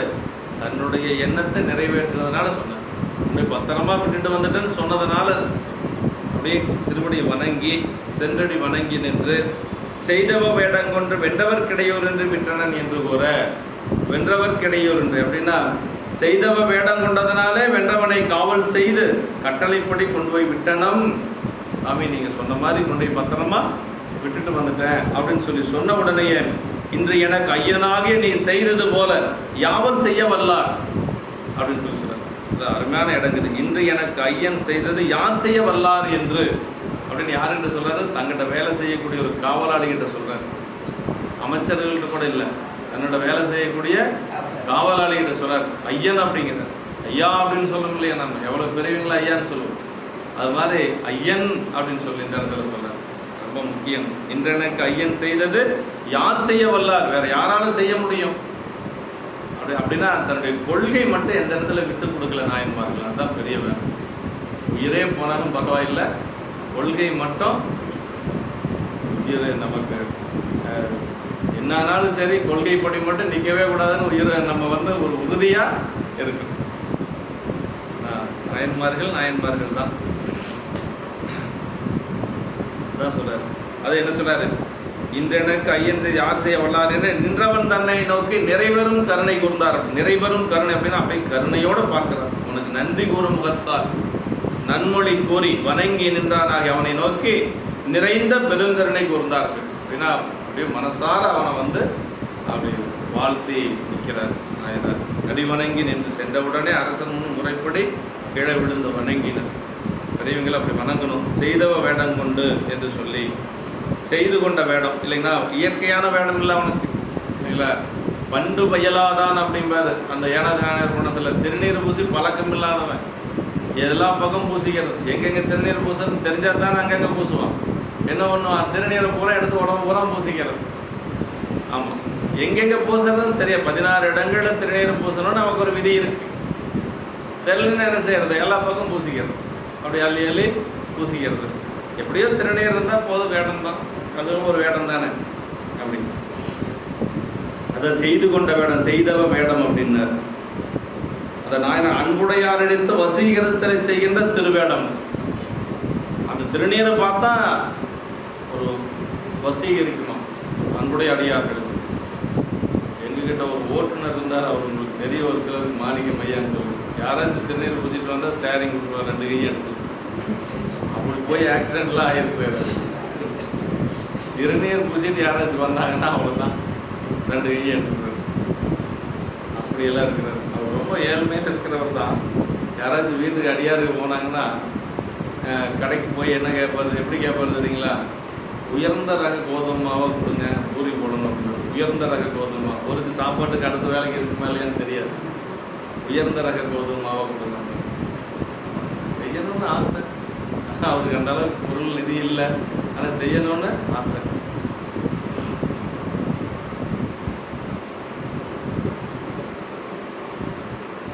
திருநீற்றை கண்டா அப்படியே வணங்கிடுவார். கொண்டு வென்றவனர், வேடத்தினை துணை கொண்டு வென்றவனாக தன்னை எண்ணிக்கொண்டவன். வேடத்தின் துணையானே முற்றிய பின்னும் அவ்வேடத்தின் துணையானே அவன் உயிருடன் தப்பிப்போகவும் கூடியது என்ற செய்தி இன்னும் தத்தனுடைய மனத்தில் ஊன்றி நின்றமையாலே அதை சுட்டி காட்டினான் என்று சொன்னார். இன்று எனக்கு ஐயன் செய்தது யார் செய்ய வல்லார் என்று சொல்லி, இன்று நான் வன்மையனாய் அரசியல் வீற்றிருக்கும் போது அச்சம் தன்னிடம் முதலே, அதாவது நல்லா ராஜா நல்லா ஸ்டெமினாக இருக்கிற போது அவருக்கு பயந்து செய்வாங்க இல்லையா? இப்போ உயிர் போகிற நிலைமையில் யாராவது சொல்கிறத கேட்பானா? நல்லா இருக்கிற போதே கொஞ்சம் மாறி போனால் கேட்க மாட்டான். இப்போ உயிர் போகிற நிலைமையில் சொல்கிறத கேட்பானா? இவர் கேட்டு தத்தன் கேட்டு. அதனால தான் இன்றெனக்கு ஐயன் செய்தது யார் செய்ய வல்லார். ஐயன்னா பகைவன் என்ற வாளால் எரியலுற்றவும் கருத்துக்கு மாறான பணி என்று சொற்கடவாது இயற்றினால் நீ பெரிய நாயினை என்று சொல்லி. ஐயன்னா அவன் தன் பால் செய்த நிறைவேற்றின கடமையின் நன்மைக்காகவும் வேடம் போற்றிய முறையை கடைபோக காத்த உதவிக்காகவும் நன்றி பாராட்டி அருமைப்பாடு குறித்தது. அதனால தான் ஐயன் சொல்றார். யார் செய்ய வல்லார் அப்படின்னாரு. வினா எதிர்மறை. யார் செய்ய வல்லார்? யாரும் செய்ய முடியாதுன்னு அர்த்தம். இது எதிர்மறை வினா, அதனால யாரும் செய்ய முடியாது அப்படின்னு அர்த்தம். நீயே செய்ய வல்லாய் என்ற உடன்பாட்டின் வேறு எவரும் செய்யலார் என்று சொல்லி நிறைவரும் கருணை கூர்ந்தார் அப்படின்னார். அப்படியே கண்ணினாலே அருட்பார்வை செய்து நின்ற பெரும் கருணை கூர்ந்தார் என்று சொல்லி சொன்னார். இப்போ உயிர் போக போகுதுன்னு ஒரு கொஞ்சம் நேரத்தில் உயிர் போக போகுது. என்ன பண்ணார்னா, மனைவி அழைச்சார், மந்திரிமார்கள் எல்லாம் அழைச்சார், அதே அங்கே இருக்கக்கூடிய படைத்தலைவர்கள் எல்லாத்தையும் கூப்பிட்டார். குழந்தைங்க இருந்தால் குழந்தையும் கூப்பிட்டுருப்பார். குறிப்பில் இல்லை புராணத்தில். எல்லாத்தையும் கூப்பிடுறாரு. எல்லாத்தையும் கூப்பிட்டு என்ன சொல்கிறார் அப்படின்னா, இன்னும் கொஞ்சம் நேரத்தில் உயிர் போக போகும். நம்மளாக இருந்தால் என்ன சொல்லுவோம், இந்த இதெல்லாம் பார்த்துக்கப்ப எங்கள் மனைவியெல்லாம் கொஞ்சம் பத்திரமா பார்த்துக்குங்க, எனக்கு பின்னாடி என் சொந்தக்காரன் யாராவது இருந்தால் அவனை ராஜாவாக போட்டுக்குங்க, நீங்கள்லாம் எப்பவும் போல எனக்கு பணி செய்கிற மாதிரியே செய்யுங்க. ஆமாம், எங்கள் சம்சாரம் எங்கள் சொந்த பந்தமெல்லாம் கொஞ்சம் நல்லா இருக்கணும், இதுதான் நாம் சொல்லுவோம். அப்படி தானே சொல்லணும், அப்படி நம்ம பாணியில். ஆனால் அவர் என்ன சொன்னார் அப்படின்னா, அதெல்லாம் எதுவும் சொல்லலை. என்ன சொன்னார்னா, இந்த சேதி நாட்டில் என்றைக்கும் திருநீட்டு நெறி பரவணும், அதை பாதுகாத்துக்குங்க அப்படின்னு சொல்லிட்டு உயர் கொடுத்தார். அரசியல் ஆயத்தார்க்கும் அறிவுறு காதலார்க்கும் விரவிய செய்கையாலை விளம்புவார் விதியினாலே பரவிய திருநீற்றன்பு பாதுகாத்து உயிர்ப்பீர் என்று புறவலர் மன்றிலாடும் பூங்கடல் சிந்தை செய்தார் அப்படின்னு. இறந்து போனதை எப்படி சொல்லுவார்னா, சேக்கிரவனும் மங்களமாக சொல்லுவார். இறந்து போயிட்டார்னு சொல்லலை. என்ன சொல்றாரு? புறவலர் மன்றிலாடும் பூங்கடல் சிந்தை செய்தார் அப்படின்னா, கூத்த பெருமானுடைய திருவடியில் போய் அப்படியே ஐக்கியம், அவர் திருவடி அப்படியே மனசுக்குள்ள வச்சுட்டு இருக்கிறார். புறவலர் மன்றிலாடும் பூங்கல் சிந்தை செய்தார். அப்பர் சாமிகள் திருவடி அடைஞ்சது சேக்கிழ பெருமான் எப்படி சொல்றார் அப்படின்னா, மண் முதலாம் உலகேத்த மண்ணு திருத்தாண்டகத்தை புண்ணியா உன்னடிக்கு போதுகின்றேன் என புகன்று நன்னறிய சிவானந்தத்து ஞான வடிவை ஆகி அன்னலார் சேவடிக்கில் ஆண்டரசு அமர்ந்தது. அப்படி உட்கார்ந்துட்டு இருக்கிறாங்க புகழூரில் வர்தவனீஸ்வரத்தில். நம்ம அப்பர் சாமிகள் அப்படி உட்கார்ந்துட்டு இருக்கிறாங்க. புகழூர் பெருமாள் திருவடியில் அப்படி உட்கார்ந்துட்டு இருக்கிறாங்க. சொல்றாரு, அன்னலார் சேவடிக்கில் ஆண்டரசு அமர்ந்தது. இறந்து போயிட்டாருனால எங்கே சொல்ல மாட்டார் சேக்கிழ. அவங்களுக்கு இறப்பே கிடையாது, மீண்டும் பிறந்தாதான இறப்பு. அவங்க பெருமான் திருவடிக்கு போயிட்டான், அதனால் பெருமான் திருவடி அடைஞ்சார் தான் சொல்கிறார். இங்கே அதே மாதிரி தான் சொல்கிறார். அரசியல் ஆயத்தார்க்குனர், நமக்கு பின் அரசியல் நடத்தும் முறையில் வரும் இளவரசர், அமைச்சர் முதலியவருக்கும் தம்மிடத்து காதலால் மனம் வருந்தும் தேவிமார் ஏனை சுற்றத்தார் முதலியவருக்கும். தேவிமார்னா அந்த காலத்தில் அரசனுக்கு நிறைய மனைவிகள் கூட இருந்திருக்கலாம் இல்லைங்களா? தேவின்னு சொல்லல, தேவிமார்னு வருது, அதனால் அது வேற. அமைச்சர் முதலியவருக்கும் தம்மிடத்து காதலால் மனம் வருந்தும் தேவிமார் ஏனை சுற்றத்தார் முதலியவருக்கும் பொருந்திய செய்தியை கூறுவாராகி சொல்றார். விதியினாலே பரவப்பெற்ற திருநீற்றெடுத்து வைத்த அன்பினையே சோர்வு வாராது பாதுகாத்து உலகிலே கொண்டு செலுத்த கடவீர். வேற ஒன்று சொல்றோம், அவர் சொன்னது இதுதான், பரவிய திருநீற்றன்பு பாதுகாத்து வைப்பீர் அப்படின்னா, வேற எதுவும் சொல்லலை. தன்னுடைய மனைவி சுற்றத்தார் எல்லாத்துக்கிட்டே இதான் சொன்னார் என்று உறுதிமொழி கட்டளையை கூறிய பின் அரசர் திருமன்றிலே அருள் கூத்தாடுகின்ற பொங்கல் அணிந்த எடுத்த திருவடியை சிந்தித்திருந்தனர். பெருமான் திருவடி அடைஞ்சிட்டார், நாயனார் திருவடி அடைஞ்சிட்டார். அதாவது முன்பாட்டில் திருவேடத்தையும் வேடத்தாரையும் காத்து வந்த கொள்கையை கடைபோக செலுத்துதலே தமது முதல் கடமையாக எண்ணி சோறுகின்ற ஆவியை தாங்கினார்.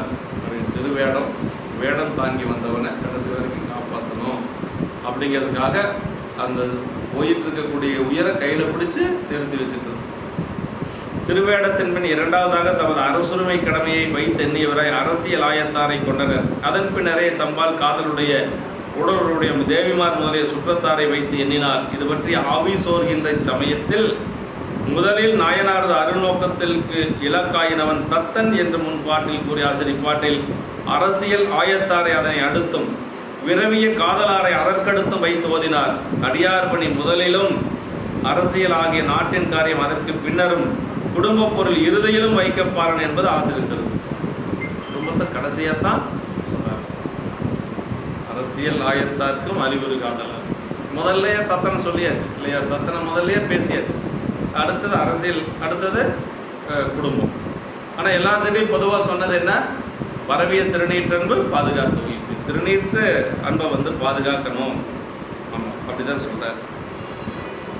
அடியார் பணி முதலிலும் அரசியலாகிய அந்த நாட்டின் காரியம் அதற்கு பின்னரும் குடும்ப பொருள் இறுதியிலும் வைக்கப்பாரன் என்பது ஆசிரியர் கருத்து. அரசியல் ஆயத்தாரும் காதலாரும் கொண்டொழுகும்படி அரசர் பணித்ததும் தம் கொள்கையாகிய வேடமே சிந்தித்த ஒன்றேயாம் என்பது குறிக்க.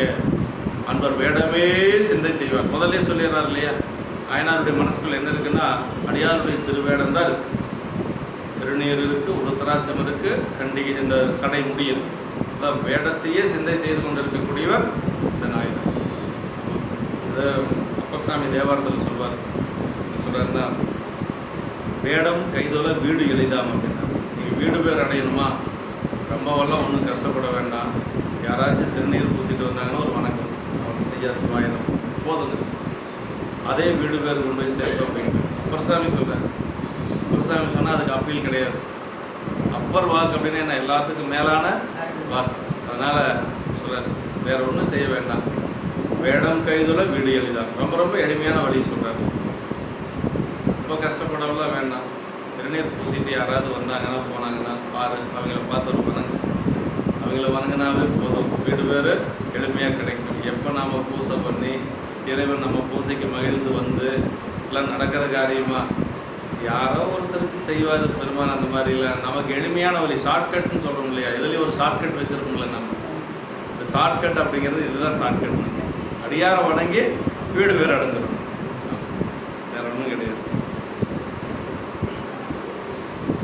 அரசியல் ஆயத்தார் அப்படின்னா அரசியலை செலுத்தும் தொகுதியவர், அரசும் அங்கமும் யாவும் இதனோட அடங்கும் என்று சொல்கிறார். காதலர் தம்மெடுத்து வைத்த காதலால் அன்பினாலே இருக்கக்கூடிய குடும்பத்தார்கள். விதியினாலே இங்கு நிகழ்ந்த செய்தி விதியின் காரணமாய் விளைந்தது. விதின திருவேடத்தை அரணன தொழுகை என்று ஆகமம் விதித்த விதி. விதினா என்ன தெரியுங்களா, ஏதோ விதியினால நடந்து போச்சுன்னு சொல்லி அந்த விதி இல்லை, ஆகம விதியின் மூலமாக நடந்ததுங்கிறது. ஆமாம், விதியினாலே பரவிய திருநீற்றன் வருது அந்த பாட்டில். இது என்ன விதி அப்படின்னா ஆகம விதி. ஆகம விதி என்ன சொல்லுது, அடியார்களை வணங்கணும், ஆண்டவனை வணங்கணும் அப்படின்னு சொல்லுது. அதான் இங்கே சொல்றாரு, ஆகம விதி. இங்கு நிகழ்ந்த செய்தி விதியின் காரணமாய் விளைந்தது. விதி திருவேடத்தை அரணென தொழுக என்று ஆகமம் விதித்த விதிங்க. ஆலயம்தானும் அரண்யன தொழுமேனர். செம்மலர் நோந்தால் சேரலொட்டா அம்மலம் கிழி அன்பருடு மறி மாலரணையம் அணிந்தவர் வேடமும் ஆலயம்தானும் அரண்யன தொழுமேனர். வேடத்தையும் கோயிலையும் சிவபெருமானாகவே கருதி வழிபாடு செய்யணும். கோபுரத்தை வழிபாடு செஞ்சாலும் சரி, அடியார்களை வழிபாடு செஞ்சாலும் சரி, திரு வேடத்தை வழிபாடு செஞ்சாலும் சரி, சிவபெருமானாகவே கருதி வழிபாடு செய்யணும். அதான் எவரேனும் தாமாக விளாடத்திட்ட திருநீரும் சாதனமும் கண்டால் உள்கி அவர் தேவர் இவர் தேவர் என்று சொல்லி இரண்டாட்டா தொழிந்தங்கு ஈசன் திறமே வேணி கவராதே தொழுமடியார் நெஞ்சினுள்ளே கன்றாப்பூர் நடுதலையை காணலாம். அப்பர் சாமி சொல்றார், உள்ள இருக்கிறது தான் சாமி, வெளியில் இருக்கிறது இது சாமி இல்லைன்னு யாரும் வித்தியாசம் பார்க்காம அது ஒரு சாமி இது ஒரு சாமி இல்லைங்களா, இதுவும் சாமி தான் அதுவும் சாமி தான் அப்படின்னு யார் வழிபாடு செய்கிறாங்களோ அவங்க உள்ளுக்குள்ள கன்றாப்பூர் பெருமான் வந்து காட்சி கொடுப்பாங்க. கன்றாப்பூர் நெடுதறியை காணலாமே என்று சொல்லி சொல்றாரு. அதான் சொல்ற ஆகமம் விதித்த விதியினாலேன திருவேடத்தை அரண்மனை தொழுகை என்ற ஆகமம் விதித்த ரொம்ப முக்கியங்க. வேற எந்த உரையிலும் இப்படி இருக்காது. சிவக்கணிய உரையில் மட்டும்தான் இங்கே எழுத முடியும். இதுவரை நேர்ந்த செய்தி முற்றும் அடங்கு ஒரு சொல்லில் சுருக்கி அறிவித்ததனோடு அமைதியும் கூறியவார் என்று சொல்லி விதியினாலே பரவி என்று கூட்டி விதிப்படி இதுவரை நான் போற்றி வந்த என்று உரைத்ததுமாம் என்று சொல்லி நீற்றன்பு திருநீற்றன்பு பாதுகாத்து வைப்பேன். திருநீரும் ஏனை திருவேடம் எனும் இவற்றில் வைத்த அன்பின் ஒழுக்கத்தை சோர்வுபடாமல் காத்து உலகத்தில் செலுத்தி வருவீர்களாக. இதுவே முடிவுறும் நிலையில் நான் உங்களுக்கு சொல்லத்தக்க உறுதி பொருள். திருவேடம் தான் ரொம்ப முக்கியம். அதுலேயும் திருவேடத்திலே திருநீர் ரொம்ப ரொம்ப முக்கியம். வேட தலைமை பெற்றது திருநீர் அப்படின்பார் குறையாசிரியர் சொல்றார். இது ஒன்றனையே ஆயத்தார் காதலார் எனும் இருதரத்தார்க்கும் அரசர் உறுதி கூறியவாறு இது ஒன்றினை குறிக்கோளாக கொண்டு ஒழுகுதலே அனைவருக்கும் திருவருள் இன்பம் தரும் என்பது. வேட தலைமை பெற்ற திருநீற்றினை சொல்லவே ஏனைய வேடங்களும் உடன்கொள்ளப்படும். திருநீற்று தலைமை, அதாவது வேடம் வந்து திருநீர் உருத்தராக்கம் சடை. ஆனால் அதில் தலைமை பெற்றது எதுனா திருநீர். திருநீரை சொன்னால் அதெல்லாம் அதுக்குள்ளேயே அடக்கம். ஒவ்வொன்றையும் சொல்லிட்டு இருக்கணுங்கிறது. மாட்டுக்கு தண்ணி காட்டுறப்ப அப்படின்னா தண்ணி காட்டுறது தீனி போடுறது எல்லாமே அதில் வந்துடும். தண்ணியை மட்டும் காட்டிட்டு நீங்கள் சொல்லலைங்க அதனால நான் தீனி போடலைங்கன்னு சொல்லக்கூடாது. வேலைக்காரன்னா எப்படி இருக்கணும், தண்ணி காட்ட சொன்னே மாட்டை தண்ணி காட்டி கட்டப்பா அப்படின்னா தண்ணியை மட்டும் காட்டி காட்டினா அந்த மாடு என்ன ஆகும், தண்ணி காட்டி தீனி போடணும். அப்போ என்ன அர்த்தம், தண்ணி காட்டப்பா அப்படின்னா என்ன அர்த்தம், தீனம் போடணும். அப்போ வேடத்தில் திருநீர் அப்படின்னு சொன்னால் மற்றது அதுக்குள்ளே அடக்கும். உத்தராட்சம் அதில் அடக்கம், சடைமுடி அதில் அடக்கம். அதான் சொல்கிறார் பரவிய திருநீற்றென்று பாதுகாத்து வைப்பீர்கள். மன்றுளாடும் பொங்கல் சிற்றம்பலத்தில் அருள் கூத்தாடும் அம்பலவானந்த அழகிய கடலடைந்த திருவிழா. அதான் ஆடும் கடல் மூத்த பெருமானுடைய திருவிழா. இங்கு அரசர் தாம் ஆன்மார்த்தமாய் கொண்டு தினமும் பூசித்து வந்த சிற்றம்பலவானன் திருவடிகளை சிந்தித்தார் அப்படிங்கிற. இதை எப்பொழுதும் வந்து அவர் வந்து கூத்த பெருமானுடைய திருவடியை வணங்கக்கூடியவர். தேடிய நீடுமாடு செல்வம் தில்லை மன்றில் ஆடிய பெருமான் அன்பர் காவன் ஆகும் என்று. தில்லை மன்றில் ஆடிய பெருமான் அன்பருக்கு. அப்போ தில்லை மன்றில் ஆடக்கூடிய சிற்றம்பல பெருமான் கூத்த பெருமானை தான் அவர் ஆன்மார்த்தமாக வழிபாடு செய்திருக்கிறார். அதனால தான் கடைசி திருவடி சேருகின்ற பொழுதும் பூங்கலல் சிந்தை மன்றில் ஆடும் பூங்கலல் சிந்தை செய்தார்னு நிறைவு செய்திருக்காங்க. நம்ம ஆன்மார்த்த யாரோ அவர் தான் நம்ம ஏற்றுக்கொள்வார் பெருமாள்.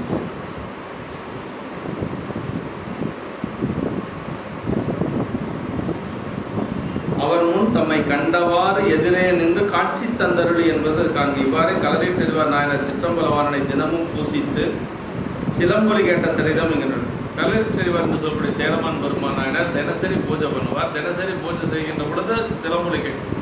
மூத்த பெருமானுடைய சிலம்பொலி கேட்டால் தான் பூசையை முடிப்பார். அப்படி ஒரு நாள் கேட்கறது இல்லை. அப்போதான் வந்து என்ன நினைக்கிறாரு, நமக்கு பூசை தான் நமக்கு முக்கியம். பூசைக்கு பெருமான் வரல, பெருமான் மகிழக்கூடிய ஒரு பூசை செய்ய முடியும். இந்த உடம்பு இனிமேல் இருக்கு, இந்த உடம்பினால் அடையக்கூடிய இன்பம் வேற என்ன இருக்கு, இந்த உடம்பு வேண்டாம் என்று சொல்லி தன்னுடைய உடைவாளை எடுத்து மார்புல நாட்டுறார். அப்படி மார்புல வச்சதுக்கு பிறகு சிலம்பொலி கேட்கும்.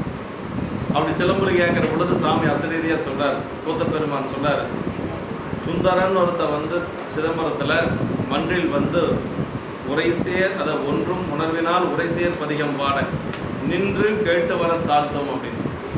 சுந்தரன் சொல்லி ஒருத்தன் வந்து பாடுனா சிதம்பரத்தில் எப்படி பாடுனானா ஒன்றிய உணர்வோட பாடு. அதான் நம்ம முக்கியம். நம்ம கோயிலில் போய் வழிபாடு செய்யணும்னா எப்படி செய்யணுமா, ஒன்றி இருந்து நினைமென்கள் வந்தவர் போனோம் இல்லை. அப்பர் சாமி சொன்னார், நம்ம இங்கே இருந்துட்டு எங்கேயோ நினைச்சிட்டு பாடிட்டு இருக்கிறதா அது பெருமானுடைய இதுக்கு போய் சேராது. ஒன்றிய உணர்வால் அப்படின்னார். அப்படி பாடிட்டு இருந்தனால நின்று கேட்டுட்டு வர்றது கொஞ்சம் காலதாமதம் ஆயிடுச்சு அப்படின்னு சாமி சொல்கிறார். அதற்கு பிறகுதான் சுந்தரர்னா அப்படி யார் இருக்கிறா, அது வரைக்கும் சுந்தரர்னா யாருன்னு சேரமான் பெருமான் ஆயினாருக்கு தெரியாது. அப்படின்னா அந்த சுந்தரரை போய் பார்க்கணும்னு சொல்லி உடனே அங்கேருந்து கிளம்புறோம். உடனே கேரளாவிலிருந்து அஞ்சை களத்திலிருந்து கிளம்பி நேராக சுந்தரரை பார்க்கறதுக்கு திருவாரூர் வரவரை சுந்தரனுக்கு அருள் செய்த கூத்த பெருமானை பார்த்துட்டு அப்புறமா சிதம்பரம் போயிட்டு அங்கிருந்து திருவாரூர். இது பெரிய புராணத்தில் சேரமான் பெருமாள் நாயனார் புராணத்தில் வரக்கூடிய. இப்படி இவ்வுடல் விட்டு உயிர் அங்கேயும் அவருக்கு சிதம்பரத்திலே அவருக்கு பாதச்சிலம்பொலி கேட்குது. பாதச்சிலம்பொலி கொடுத்தது 2 பேர்த்துக்கு தான், மாதவரடிகளுக்கும் அவருக்கும் தான். மாதவரடிகளுக்கும் கிடைக்கும்.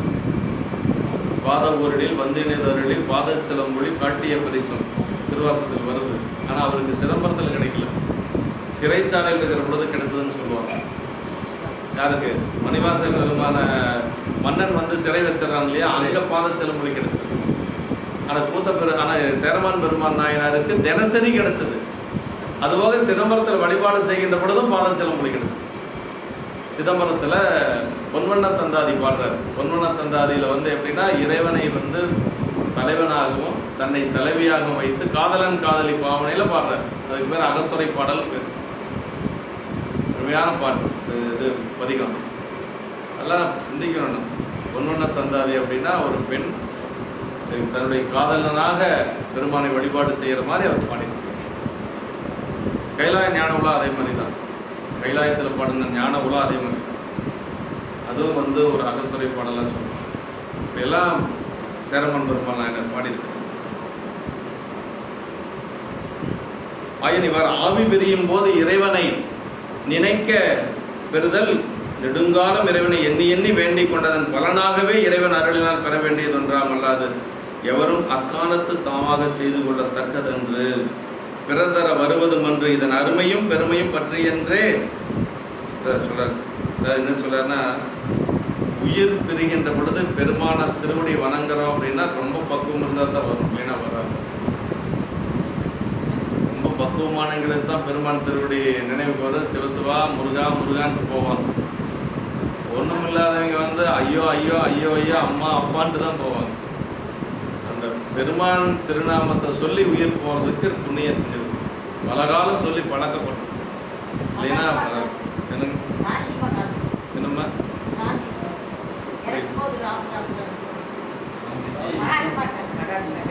காந்தியா? சரி, ஆமாம்.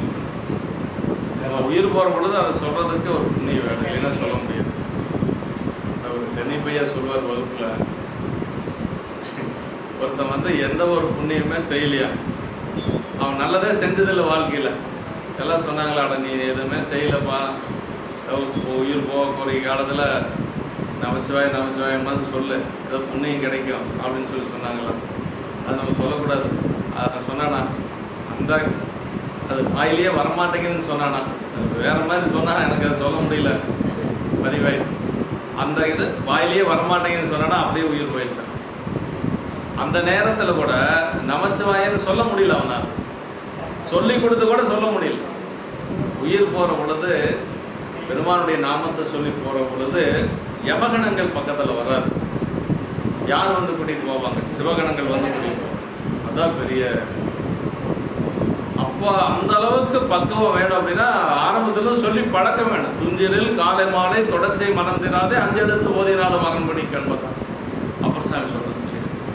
அப்படி சொல்லிட்டு இருந்தால் தான் தினசரி காலை மாலை நினச்ச நேரம் சிவாயனமே சிவாயனமே இப்படிலாம் சொல்லிட்டு இருந்தால் தான் கடைசியாக வரும். உயிர் போகிற பொழுது சொல்லணும்னு முயற்சி பண்ணால் கூட சொல்லணும்னு நினச்சிட்டு இருப்போம். ஆனால் உயிர் போகிற பொழுது அது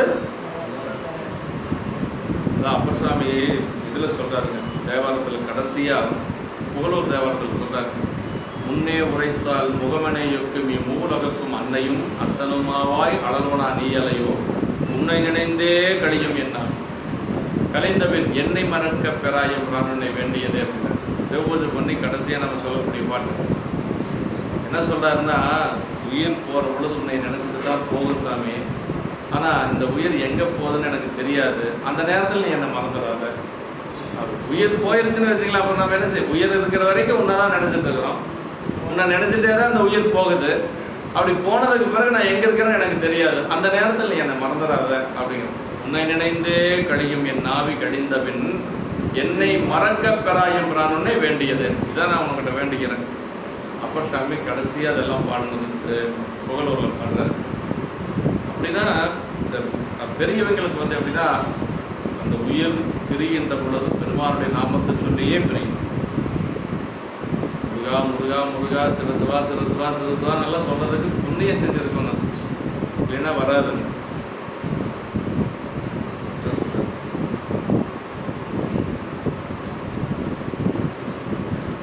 விரைவிய செய்ய விதியினால் என்ன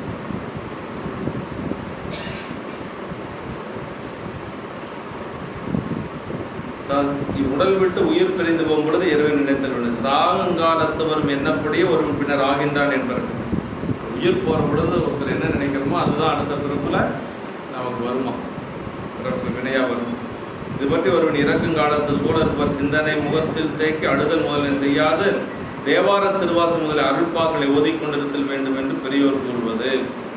ரொம்ப யாராவது சங்கடமாக இருந்தாங்கன்னா தேவாரம் திருவாசம் இதெல்லாம் எதுக்கு படிக்கணும்னா இறந்ததுக்கு பின்னாடி படிக்கிறத விட அவங்க கொஞ்சம் உயிர் போகிற மாதிரி இருக்கிற பொழுதே படிக்கணும்.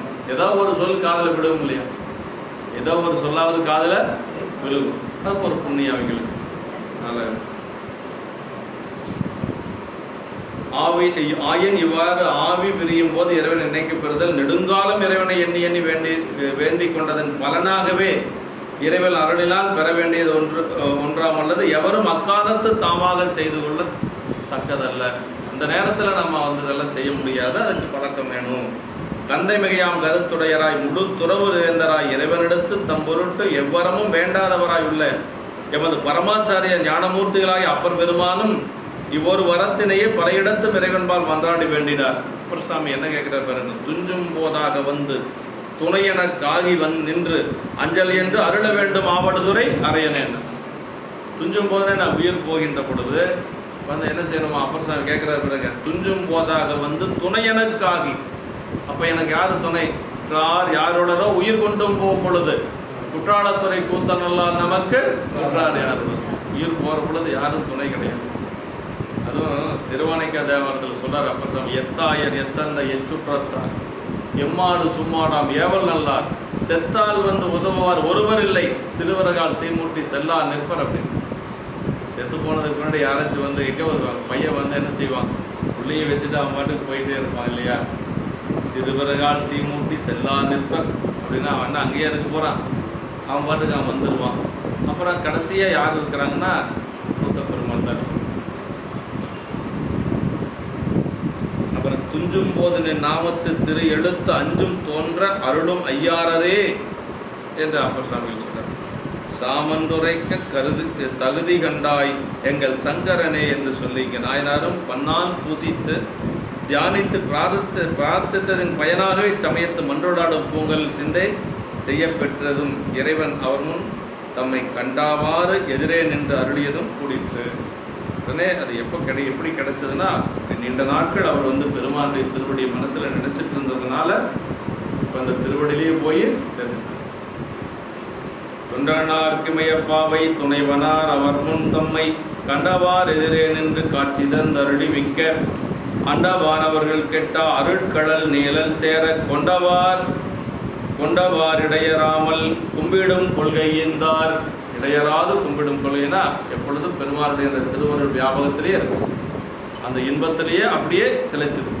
பெருமாளுடைய திருவடியில் அப்படியே ஐக்கியமாயிட்டார் அப்படின்னு சொல்லி தொண்டனார்க்கு இமையப்பாய் சிந்தை செய்த தொண்டனாருக்கு பார்வதி அம்மையார் கொழுனராகிய அந்த சிவபெருமான் அவர் முன் பன்னாலும் தம்மை கருத்தினில் வைத்து கொண்டிருந்த வண்ணமே வெளிப்பட அவர் எதிரிலே காட்சி கொடுத்து அருள் புரிந்து, பெருமான் அவருக்கு காட்சி கொடுத்து அருள் புரிந்து மிகுந்த தேவர்களுக்கும் எட்டாத தமது அருளாகிய சீவாத நீலன் சேரும்படி அருள் கொடுத்து இடையராமல் கும்பிட்டிருக்கும் பேற்றினையும் ஈந்தருளினார். இப்படி இடையராது கும்பிட்டு இருக்கக்கூடிய பேற்றை பெருமான் கொடுத்தார். அப்படின்னா சிவலோகம் கிடைச்சதுன்னு அர்த்தங்க. தொண்டனார் இறைவனது தொண்டனாராகவே தம்மை வைத்து சிந்தை செய்தார். ஆதலின் கொற்றவன் புறவலார் என்பது கேட்க தொண்டனார்.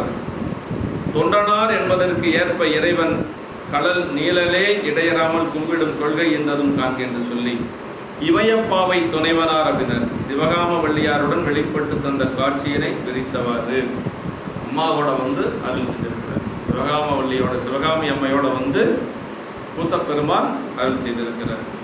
அவர் முன் தம்மை கண்டவர் முன்னர் பன்னாலும் சிந்தித்தும் வந்தித்தும் அகத்தை கண்டிருந்தபடி தில்லை அம்பலவானரையே ஆன்மார்த்த நாயகராக வழிபட்டு வந்தவர் நாயனார். ஆதலின் அவரே அம்மையாருடன் எழுந்தருளி காட்சி தந்தனர். இடப வாகனத்தில் கூறிட்டிருக்கும் இடப வாகனம் கூறிட்டிருக்கும். நம்ம இடப வாகனம் சொல்லலைங்க. மூத்த பெருமானும் சிவகாமி அம்மையும் வந்து காட்சி கொடுக்குறாங்க அப்படின்னு சொல்லி எதிரே நின்று காட்சி தந்தருளி முன் உள்ள புண்டரகத்திலிருந்து காட்சி முதல்ல வந்து உள்ளுக்குள்ள காட்சி கொடுத்தாரு.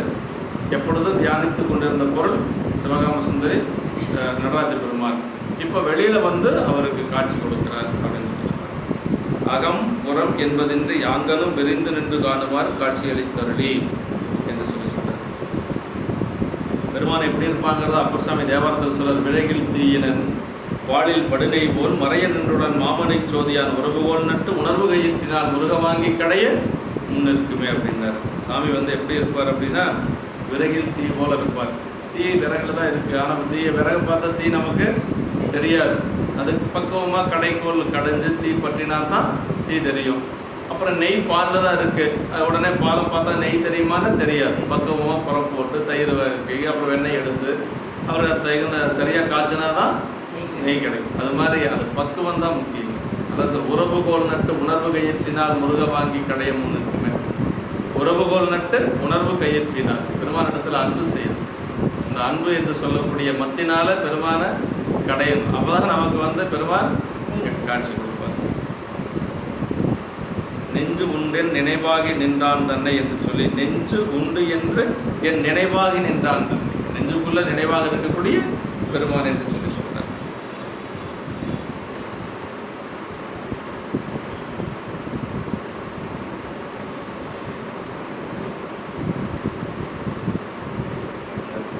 இவன் என்னை பன்னால் அழைப்பொழியான் என்று எதிர்ப்படுகை என்று சொல்லல. மிக்க அண்டமானவருக்கு எட்டா அருட்கலல் மக்கள் தேவர் நரகர் எனும் மூவகை உயர்தினையிலும் புலமை ஆயுள் தவம் ஒளி முதலிய பலவற்றாலும் மிகுந்த தேவர்களுக்கும் எட்ட முடியாத அந்த கடல் என்று சொல்லி சொல்றாரு. அண்டங்களாக மேலோகங்களை ஆட்சி புரியும் மாணவர்கள் பிரம்மன் விஷ்ணு இந்திரன் முதலியோர் ஆரேனும் தன்னடியாருக்கு அணியான் தன்னை அமரர்களுக்கு அறிவறிய அளவிலான என்று சொல்லி தில்லை திருத்தாண்டங்கள் சொல்றார். ஆரேனும் தன்னடியாருக்கு அணியான் தன்னை. அடியார்களுக்கு வந்து பெருமான் எப்படி இருப்பார்? காட்சி பொருளாக இருப்பார். தேவர்களுக்கெல்லாம் காண முடியாத பொருளாக. இந்த தன்மையன் என்று அறிய ஒன்னாயம்மான எடிவந்த பிரானேன் சுந்தரர் பாடுறார் இல்லைங்களா? இன்ன தன்மையன் என்று அறிய ஒன்னாயம்மான் யாருக்கு? தேவர்களுக்கு. எளிவந்த பிரான் யாருக்கு? அடியாருக்கு. அதுலேயே ரெண்டையும் சொல்லிடுறேன். இன்ன தன்மையன் என்று அறிய ஒன்னாயம்மான எளிவந்த பிரானை அப்படின்னு சொல்லுவாங்க. அதான் ஆரேடும் தன்னடியாருக்கு அணியான் தன்னை அமரர்களுக்கு அறிவறிய அளவிலா. அமரர்கள்லாம் தேவர்கள்.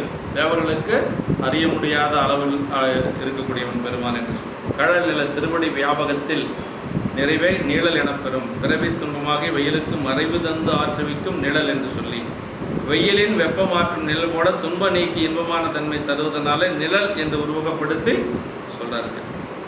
தன்னிழலாம் பதிவிதி என்னும் அஞ்செடுத்து அப்படின்னு சொல்லுவது போல நீழல் சேரக்கொண்டு திருவருள் வியாபகத்தில் அவர் கலந்திருக்க ஏற்றுக்கொண்டு என்று சொல்லி சொல்றார். நான்ற மலர்பதத்தே நாடு என்றபடி ஆடும் கடலே முக்தி நிலையாம். அதனையே அவர் வந்தித்தார், அதனையே சிந்தித்தார். அதில் இறைவன் அதனையே அவர் சேரக்கொண்டார் என்று சொல்லி அப்படி எந்த திருவடியை சிந்திச்சாரோ அந்த திருவடியிலேயே போய் சேர்ந்து வந்தித்தது சிந்தித்தது எல்லாம் அதே திருவடி தான். இடையறாமல் கும்பிடும் கொள்கை. இதுவே சைவ சித்தாந்தத்தின்படி முக்தி இலக்கணம். முக்தி நிலையினும் உயிர் இறைவனுக்கு அடிமையே ஆகிய அவனை கும்பிட்டு இன்புற்றிருக்கும் என்பது மறக்குமாறு இல்லாத என்னை மையல் செய்து மண்ணின் மீது பிறக்குமாறு காட்டினாய் அப்படின்னு ஞானசம்பந்த பெருமான் பார்க்கணும். அப்படின்னா முக்தி காலத்திலையும் பெருமான் இறைவனுக்கு அடிமை இல்லைங்களா? அப்போ என்ன செஞ்சுட்டு இருக்கோம்? இறைவனுடைய திருவடியவே நினைந்து கொண்டு இந்த திருவள் இன்பத்திலேயே தெளிச்சிருக்கு. இன்பத்தை கொடுப்பது இறைவன், இன்பத்தை அனுபவிப்பது ஆன்மா. நமக்கு என்ன ஒரு இதுனா அவன் இன்பத்தை கொடுப்பான், இன்பத்தை அனுபவிப்பது ஆன்மா. மறக்குமாறு அதை சொல்றாரு.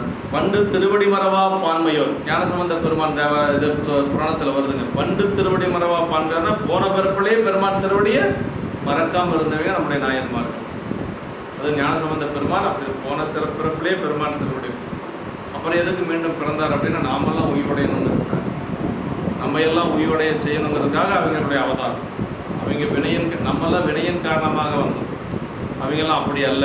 ஞானசம்பந்த பெருமான் நாவுக்கரசுல வினையின் காரணமாக அல்ல, நம்மை ஈடேற்ற வேண்டும் என்பதற்காக, ஒரு கருணை காரணமாக தான். அவங்கெல்லாம் பிறந்ததுன்னு சொல்லக்கூடாது, நம்ம அவதாரம்னு சொல்லணும்.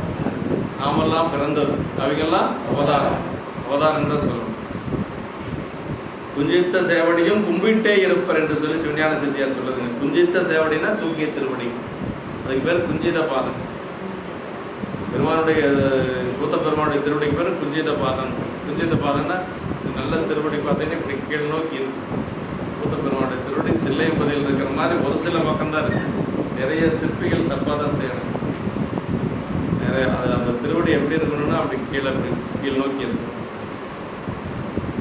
தில்லைவாழர்கள் அபிஷேகத்தப்ப பார்த்தா அதில் கீழே வடிகிற அந்த தீர்த்தத்தை எடுத்து குடிப்பாங்க, தலைக்கு போட்டுக்குவாங்க. அதுதான் அவங்களுக்கு வாழ்முதல் பொருளே, குஞ்சித பாதம் அப்படின்னு சொல்லி சொல்றோம். கும்பிடுதலை உட்கொண்ட நிலை என்று சொல்லி கடைசி பாட்டு. இன்னுயிர் செகுக்க கண்டு எம்பிரான் அன்பர் என்றே நன்னெறி காத்த சேதி நாதனார் பெருமை தன்னில் என்னுரை செய்தேனாக இகழ் விரல் மிண்டர் பொற்றால் சென்னிவை தவர் முன் செய்த திருத்தொண்டு செப்பலுற்றேன். இன்னுயிர் செகுக்க கண்டு எம்பிரான் அன்பர் என்றே, அதாவது பகைவனான மெய்த்தவ வேடத்தான் தமது இனிய உயிரை பிரிக்கும் செகுத்தல் செய்ய கண்ட பின்னும் அவனால் நம்ம உயிர் போகுதுன்னு தெரிஞ்சும் கூட என்ன செஞ்சார் அப்படின்னா, இவன் தாங்கிய திருவேடத்தாலே எம்பிரான் அன்பனே ஆவான் என்று உட்கொண்டு, அவன் வேடத்தினால பெருமானுடைய அடியார் அப்படிங்கிறதை உட்கொண்டு என்ன செஞ்சார், திருவேடமே சிந்தை செய்வதாகிய தாம் கொண்ட நன்னெறியினை சோறுபடாது பாதுகாத்தளித்த சேதிநாட்டு அரசராகிய, அந்த நாட்டுக்கு பேர் சேதி நாடுன்னு பேர். திருக்கோவலூர், திருவண்ணாமலை போகிற வழியில் இருக்கிறீங்களா, அதுதான் அந்த ஊர் திருக்கோவலூர். சேதி நாட்டு அரசராகிய மெய்ப்பொருள் நாயனாரது பெருமையில் எனது ஆற்றலின் உட்பட்ட சிறிதளவே என்று சொல்லினேனாக. இதுதான் எனக்கு தெரிஞ்ச அளவுக்கு கொஞ்ச நாள் சொல்லி, நன்னெறி காத்த சேதிநாதனார் பெருமை தன்னில் என்னுரை செய்தேனாக. அவருடைய பெருமை இன்னும் ரொம்ப பெருசு, நான் சொன்னது ரொம்ப ரொம்ப குறைவு. அளவில்லாத பெருமையராகி அளவில்லா அடியார் புகழ் கூறுகேன், அளவு கூட உரைப்பரிதாயினும் அளவிலாசை துறப்பு அறைகுவேன். ஆயிரத்தில் சொல்றார் சேக்கிழார், ஆயிரத்திலே சொல்லிடுறார். அளவில்லாத பெருமையராகி அளவில்லா அடியார் புகழ் கூறுகேன். அடியாருடைய பெருமையை அளவிட்டு சொல்ல முடியாது. ஒரு பார்க்கடலை போன்ற பிரிந்த பெருமையுடையது அடியாருடைய பெருமை. ஆனால் நான் ஏன் சொல்கிறேன் அப்படின்னா, சொல்லணுங்கிற ஆசை என்னை துரத்துது, அதனால் நான் சொல்கிறேன் அப்படின்னு. அதான் சொல்கிறார், அவருடைய பெருமை ரொம்ப பெருசு. ஆனால் என்னுடைய இது என்ன சொல்ல முடியுமோ அந்த அளவுக்கு மட்டும் நான் சொல்லியிருக்கிறேன் அப்படின்னு சொல்லி சொல்கிறேன்.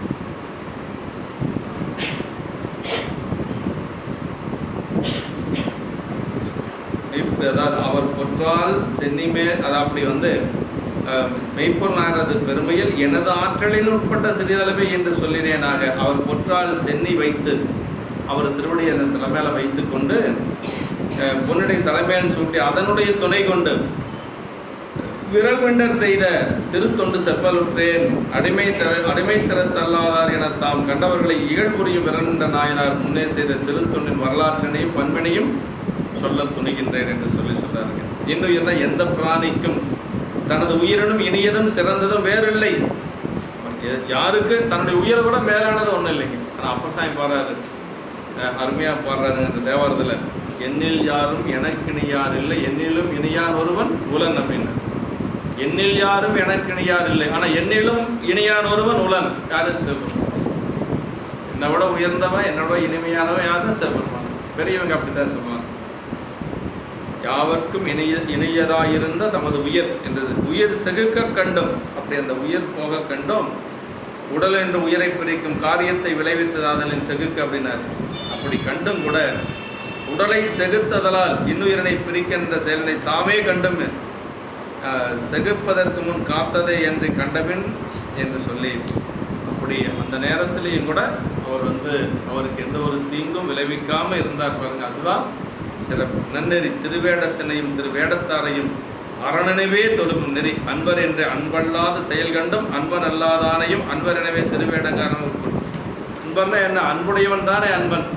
ஆனால் அவன் அன்பா வச்சிருந்தா முத்தனாவன் அன்பு இல்லை. ஆனால் திருவேடம் இருந்தது. அன்பே இல்லாத ஒருத்தனை கூட அன்பராக கருதியது மெய்ப்பொருள் நாயனாருடைய மனம். அதான் அந்த இடத்துல பெரியவர். அன்பே இல்லாத ஒருத்தனை கூட அன்பனாக கருதியது தான் மெய்ப்பொருள் நாயனாருடைய சிறப்பு. அதுக்கு என்ன காரணம்? திரு வேடம் தான் காரணம், வேடமே காரணம். என்னுரை செய்தேன் அந்த பெருமையின் பெரிய அளவுக்குரிய உரை செய்ய மாட்டாதவனாயின் ஆதலின் என்னுரை என்று சொல்லி இதில் சொல்றாரு.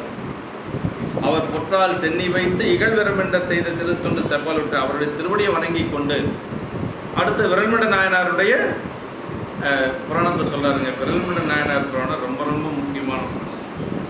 எல்லா புராணமும் முக்கியம்தான். ஆனால் விரல்மண்ட நாயனார் புராணம் தான் திருத்தொண்டத்தொகை நமக்கு வர்றதுக்கு காரணமாக இருந்தது. திருத்தொண்டத்தொகை இல்லைன்னா பெரிய புராணம் இல்லை, இல்லைங்களா? திருத்தொண்டத்தொகை இல்லைன்னா பெரிய புராணம் இல்லை. திருத்தொண்டத்தொகை தான் முதல் நூல். அதற்கடுத்து வகை நூல் என்று சொல்லுவது திருத்தொண்டர் திரு அந்தாதி நம்பியாண்டார் நம்பிகள் பாடியது. அப்புறம் பெரிய புராணம் சேக்கிழ பெருமான் பாடியது. அந்த திருத்தொண்ட தொகை முதல் நூல் வர்றதுக்கு காரணமாக இருந்தது யாருன்னா விரல்மண்ட நாயனார். விரல்மண்ட நாயனார் ஒரு கொள்கையுடையவர். என்னன்னா, அடியார்களை வணங்காத யாரும் ஆண்டவனை போய் பார்க்கக்கூடாது. கோயிலுக்கு முன்னாடியே உட்காந்துருப்பார். திருக்கூட்ட அடியாரில் முதல்ல வணங்கணும். யாராவது வணங்காத போயிட்டாங்கன்னா அவ்வளோதான், அவங்க புறட்டு. சுந்தரராக இருந்தாலும் சரி, சுந்தரரை ஆட்கொண்ட சிவபெருமானவே இருந்தாலும் சரி. ரொம்ப இவர் கேரளாவில் செங்கனாச்சேரி என்று சொல்லக்கூடிய பதியில் அவதரித்தவர். அது பெரிய புராணம் இன்றைக்கி நம்ம பேசுகிறோம்னா அதுக்கு மூலமாக இருக்கக்கூடிய திருத்தொண்ட தொகை கிடைச்சது இவரால் தான் கிடைச்சது. அவருடைய அந்த ஒரு உரைப்பு தான். சுந்தரர்கிட்ட அவர் அப்படி இருந்தார். அப்புறம் 2 பேர் நட்பு கொண்டார்கள், அது வேறு. அப்படிப்பட்ட விரல்மண்ட நாயனாரை பற்றி நாம் அடுத்த வகுப்பில் நம்ம சிந்திக்கலாம். இப்போ இதில் முக்கியமாக நம்ம தெரிந்து கொள்ள வேண்டியது, அரசியல் அறநெறி வளாமல் காத்தலும் குடிகளை பகைவர் முதலிய 5 பயங்கள் என்று காத்தலும் நீதி விதிப்படி அரசியற்றிலும் அரசர் கடன். அரசருடைய கடன் மக்களை காப்பாற்றுவது அரசருடைய கடன். அன்பர் வேடம் அரணென சிந்தித்து தொடுதற்குரியது. அடியாருடைய வேடத்தையே சிவபெருமானாக கருதி வழிபாடு செய்வதற்கு உரியதுங்கிறதா இந்த புராணத்தில் நம்ம என்ன தெரிஞ்சுக்கணும்னா, வேடம்தான் ரொம்ப முக்கியம். வேடத்தை வழிபாடு செய்வதே சிறந்தது, காரணம் இல்லை. வேடத்தை அன்பர் வேடமே சிந்தை செய்வோம், அதான் திருவேடமே நமக்கு உயர்வை தரும் அப்படிங்கிறது தான் இந்த புராணம். உயிர் போகின்ற நிலைமையிலையும் கூட வேடத்தை வணங்கிய பெருமை இந்த நாயனார் இருந்தது. வேத வாய்மை காத்தலும் இறைவன் கோயில்களில் எங்கும் நித்திய பூஜை சிறப்பாக நடைபெற செய்தலும் அரசருக்கு முக்கிய கடமை. அரசனுக்கு என்ன கடமைனா, ஒவ்வொரு ஆலயத்திலையும் நித்திய வழிபாடு நல்லபடியாக நடக்கணும். கும்பாபிஷேகம் மட்டும் செஞ்சுட்டு கோயிலை விட்டுறக்கூடாது, பூஜை நடக்கணும். தினசரி நித்திய வழிபாடு, நித்திய நைமித்திய அப்படின்னு சொல்லுவாங்க. நித்தியன்னா தினசரி வழிபாடு, நைமித்தியனா விழா காலங்கள் நடக்கக்கூடியது. 2 நடக்கணும். விழா காலங்களும் நடக்கணும், நித்திய வழிபாடும் நடக்கணும். தினசரி படித்தரம் சாமிக்கு செய்யணும், அது அரசனுடைய கடமை. இந்த அரசர் அதைய செய்திருக்கிறார். மண்ணீர் சோழருடைய புராணத்தில் இது மாதிரி வருங்க.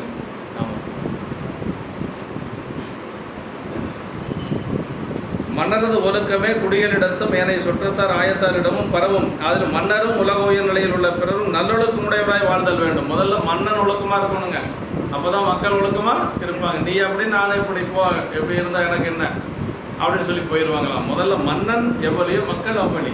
மதுரையம்பதியில் மன்னன் சமணத்தில் இருந்தான். நிடசி நெடுமானார் சமணத்தில் இருந்த பொழுது எல்லாரும் சமணத்தில் இருந்தாங்க. ஞானசம்பந்த பெருமான் அங்கு சென்று சைவத்துக்கு எல்லாத்தையும் மாற்றினார். முதல்ல மன்னனை மாற்றினார், எல்லா மக்களும் மாறிட்டாங்களாம். சேக்கிழ பெருமான் சொல்றாரு, அந்த பாட்டு ரொம்ப நல்லா இருக்கு. தென்னவன் தனக்கு நீர் சிறப்புறச் செல்வர் என்றார், முன்னவன் பணிந்து கொண்டு முழுவதும் அணிந்து கொண்டான், மன்னவன் நீர் அணிந்தான் என்று மற்றவன் மதுரை வாழ்வார் துண்ணி நின்றார்கள் எல்லாம் தூய நீர் அணிந்து கொண்டார் அப்படின்னு என்ன, மன்னன் எவ்வளியோ மக்கள் அப்படி. மன்னன் நல்லவனா இருக்கணும், அப்பதான் மக்கள் நல்லவங்களா. அதனாலதான் சேக்கிழ பெருமான் திருக்கூட்ட சிறப்புல சொல்றார், எவன் ஒருவன் சிவபெருமானுடைய திருவடியை வணங்குகின்றானோ அவன் அரசனா இருக்கணும் அப்படிங்கிறார். அகில காரணர் தாழ் பணிவார்கள் தான் அகில லோகமும் ஆளற்குரியர் என்றனர். அது எந்த கட்சிங்கிறதுல நமக்கு கவலை இல்லை.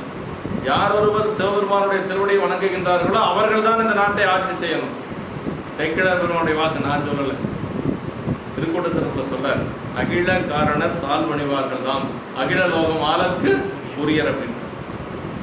யார் இந்த நாட்டை ஆட்சி செய்யணுங்கிறத சொல்றாரு, எப்படி ஆட்சி செய்யணுங்கிறத சொல்றாரு. மனுநீதிச்சோருடைய சரிதத்தில் மக்களுக்கு வரக்கூடிய துன்பங்கள் எல்லாம் எவனொருவன் நீக்குகின்றானோ அவன் தான் அரசன் அப்படின்னாரு. மாநிலம் காவலாவான் மண்ணுயிர் காக்கும் காலை தானதனுக்கு இடையூறு தன்னால் தன் பரிசனத்தால் ஊனமிகு பகைதனத்தால் கல்வரால் உயிர்தம்மால் ஆனபயம் ஐந்தும் தீர்த்து அரங்காப்பான் நல்லனோ அப்படின்னு. மக்களுக்கு 5 வகையான துன்பம் வருமா. அரசனால் துன்பம் வரும், அரசனால் துன்பம் வரும். கொடுமையான வரிகளை போட்டு மக்களை துன்பப்படுத்துவது, தவறான கொள்கைகளை வகுப்பது, இது அரசனால் வரக்கூடிய பரிசனங்கள். அரசனுக்கு அமைச்சருக்கு சொந்தக்காரருக்கு, ராஜாவுக்கு சொந்தக்காரர், முதலமைச்சருக்கு சொந்தக்காரர், அந்த சொந்தத்தை வைத்துக்கொண்டு எல்லாத்தையும் துன்பப்படுத்துவது பரிசனம் தான். அப்புறம் ஊனமுக்கு பகை திறத்தால் பாகிஸ்தான்கார ஆடுனா பாருங்க, அதெல்லாம் தைரியமாக நம்ம பேஸ் பண்ணலாம். என்ன ஆகும், மக்களுக்கு துன்பம் வரும் இல்லைங்களா.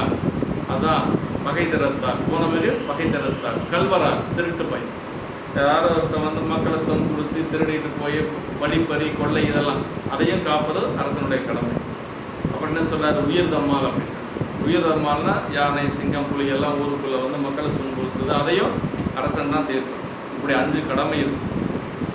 அதை யார் ஒருத்தர் சரியாக செஞ்சு கொடுக்குறாங்களோ அவங்க தான் அரசன், அவங்க தான் இந்த நாட்டை ஆளக்கூடிய தகுதி பெற்றவர்கள் என்று சேக்கிழ பெருமான் அவங்க 1000 ஆண்டுகளுக்கு முன்னாடியே பாடியிருக்கிறார். 12ஆம் நூற்றாண்டிலேயே பாடிட்டு போயிட்டார். நாயகனது பக்கத்திலிருந்து அவருக்கு வேண்டும் பணி செய்து பின் துயிலுதல் கற்புடைய நாயகிகள் கடன். கணவனுக்கு என்ன வேணுமோ அதெல்லாம் செஞ்சு கொடுத்துட்டு கடைசியாக தூங்குவது தான் பெண்கள், கற்புடைய பெண்களுடைய வேலைகிறது. ஆகமங்களே உயிர்களை உயர்கதையில் செலுத்த வல்லன, இவை பதிபசு பாச இலக்கணங்களை உணர்த்தி ஞானத்துக்கு ஏதுவாவன என்று சொல்லி, ஆகமங்கள் அப்படிங்கிறது ஆகம முறைப்படி தான் நம்ம வழிபாடுகள் எல்லாமே நடக்கும் அப்படின்னு சொல்லி சொன்னார். பெரியோருக்கு வரும் இடுக்கண்களையும் ஏதங்களையும் வாயினால் சொல்லவும் தகாது, சொல்லுதலும் பாவம். ஏன்னா நாயனாருடைய அவர் முத்தநாதன் தாக்கியதை கூட எப்படி சொல்றாரு, நினைத்த பரிசு செய்தனன் அப்படின்னு சொல்லி. அப்படின்னா என்ன அர்த்தம், நாயன்மார்களுக்கு வரக்கூடிய துன்பத்தை நம்முடைய வாக்கினால சொல்லக்கூடாது அப்படின்னு சொல்லுகிறார். அப்படின்னா அடியார்களுக்கு வரக்கூடிய துன்பத்தை நம்ம சொல்லக்கூடாது. காவலாளர்தம் தலைவனது மெய்காவலில் கண்ணும் கருத்துமாய் காரியம் செய்துள்ளதல் வேண்டும். காவலாளரும் ஏவலாளரும் பிறரும் தலைவர் பணித்தது தமது கருத்துக்கு மாறுபடினும் அவர் பணித்தபடியே அப்பணியில் தலை நின்று உண்மையில் ஒழுகுதல் வேண்டும் என்று சொல்றார். உயிர் போகும் காலத்து இறைவனை எண்ணி சிந்தித்தல் உயிருக்கு உறுதி பயக்கும். அது பன்னால் பயின்ற சிவசிந்தனை பயனாக திருவள்ளுவர் கூடுவதற்கு வேற எந்த வகையாலும் கூடாது.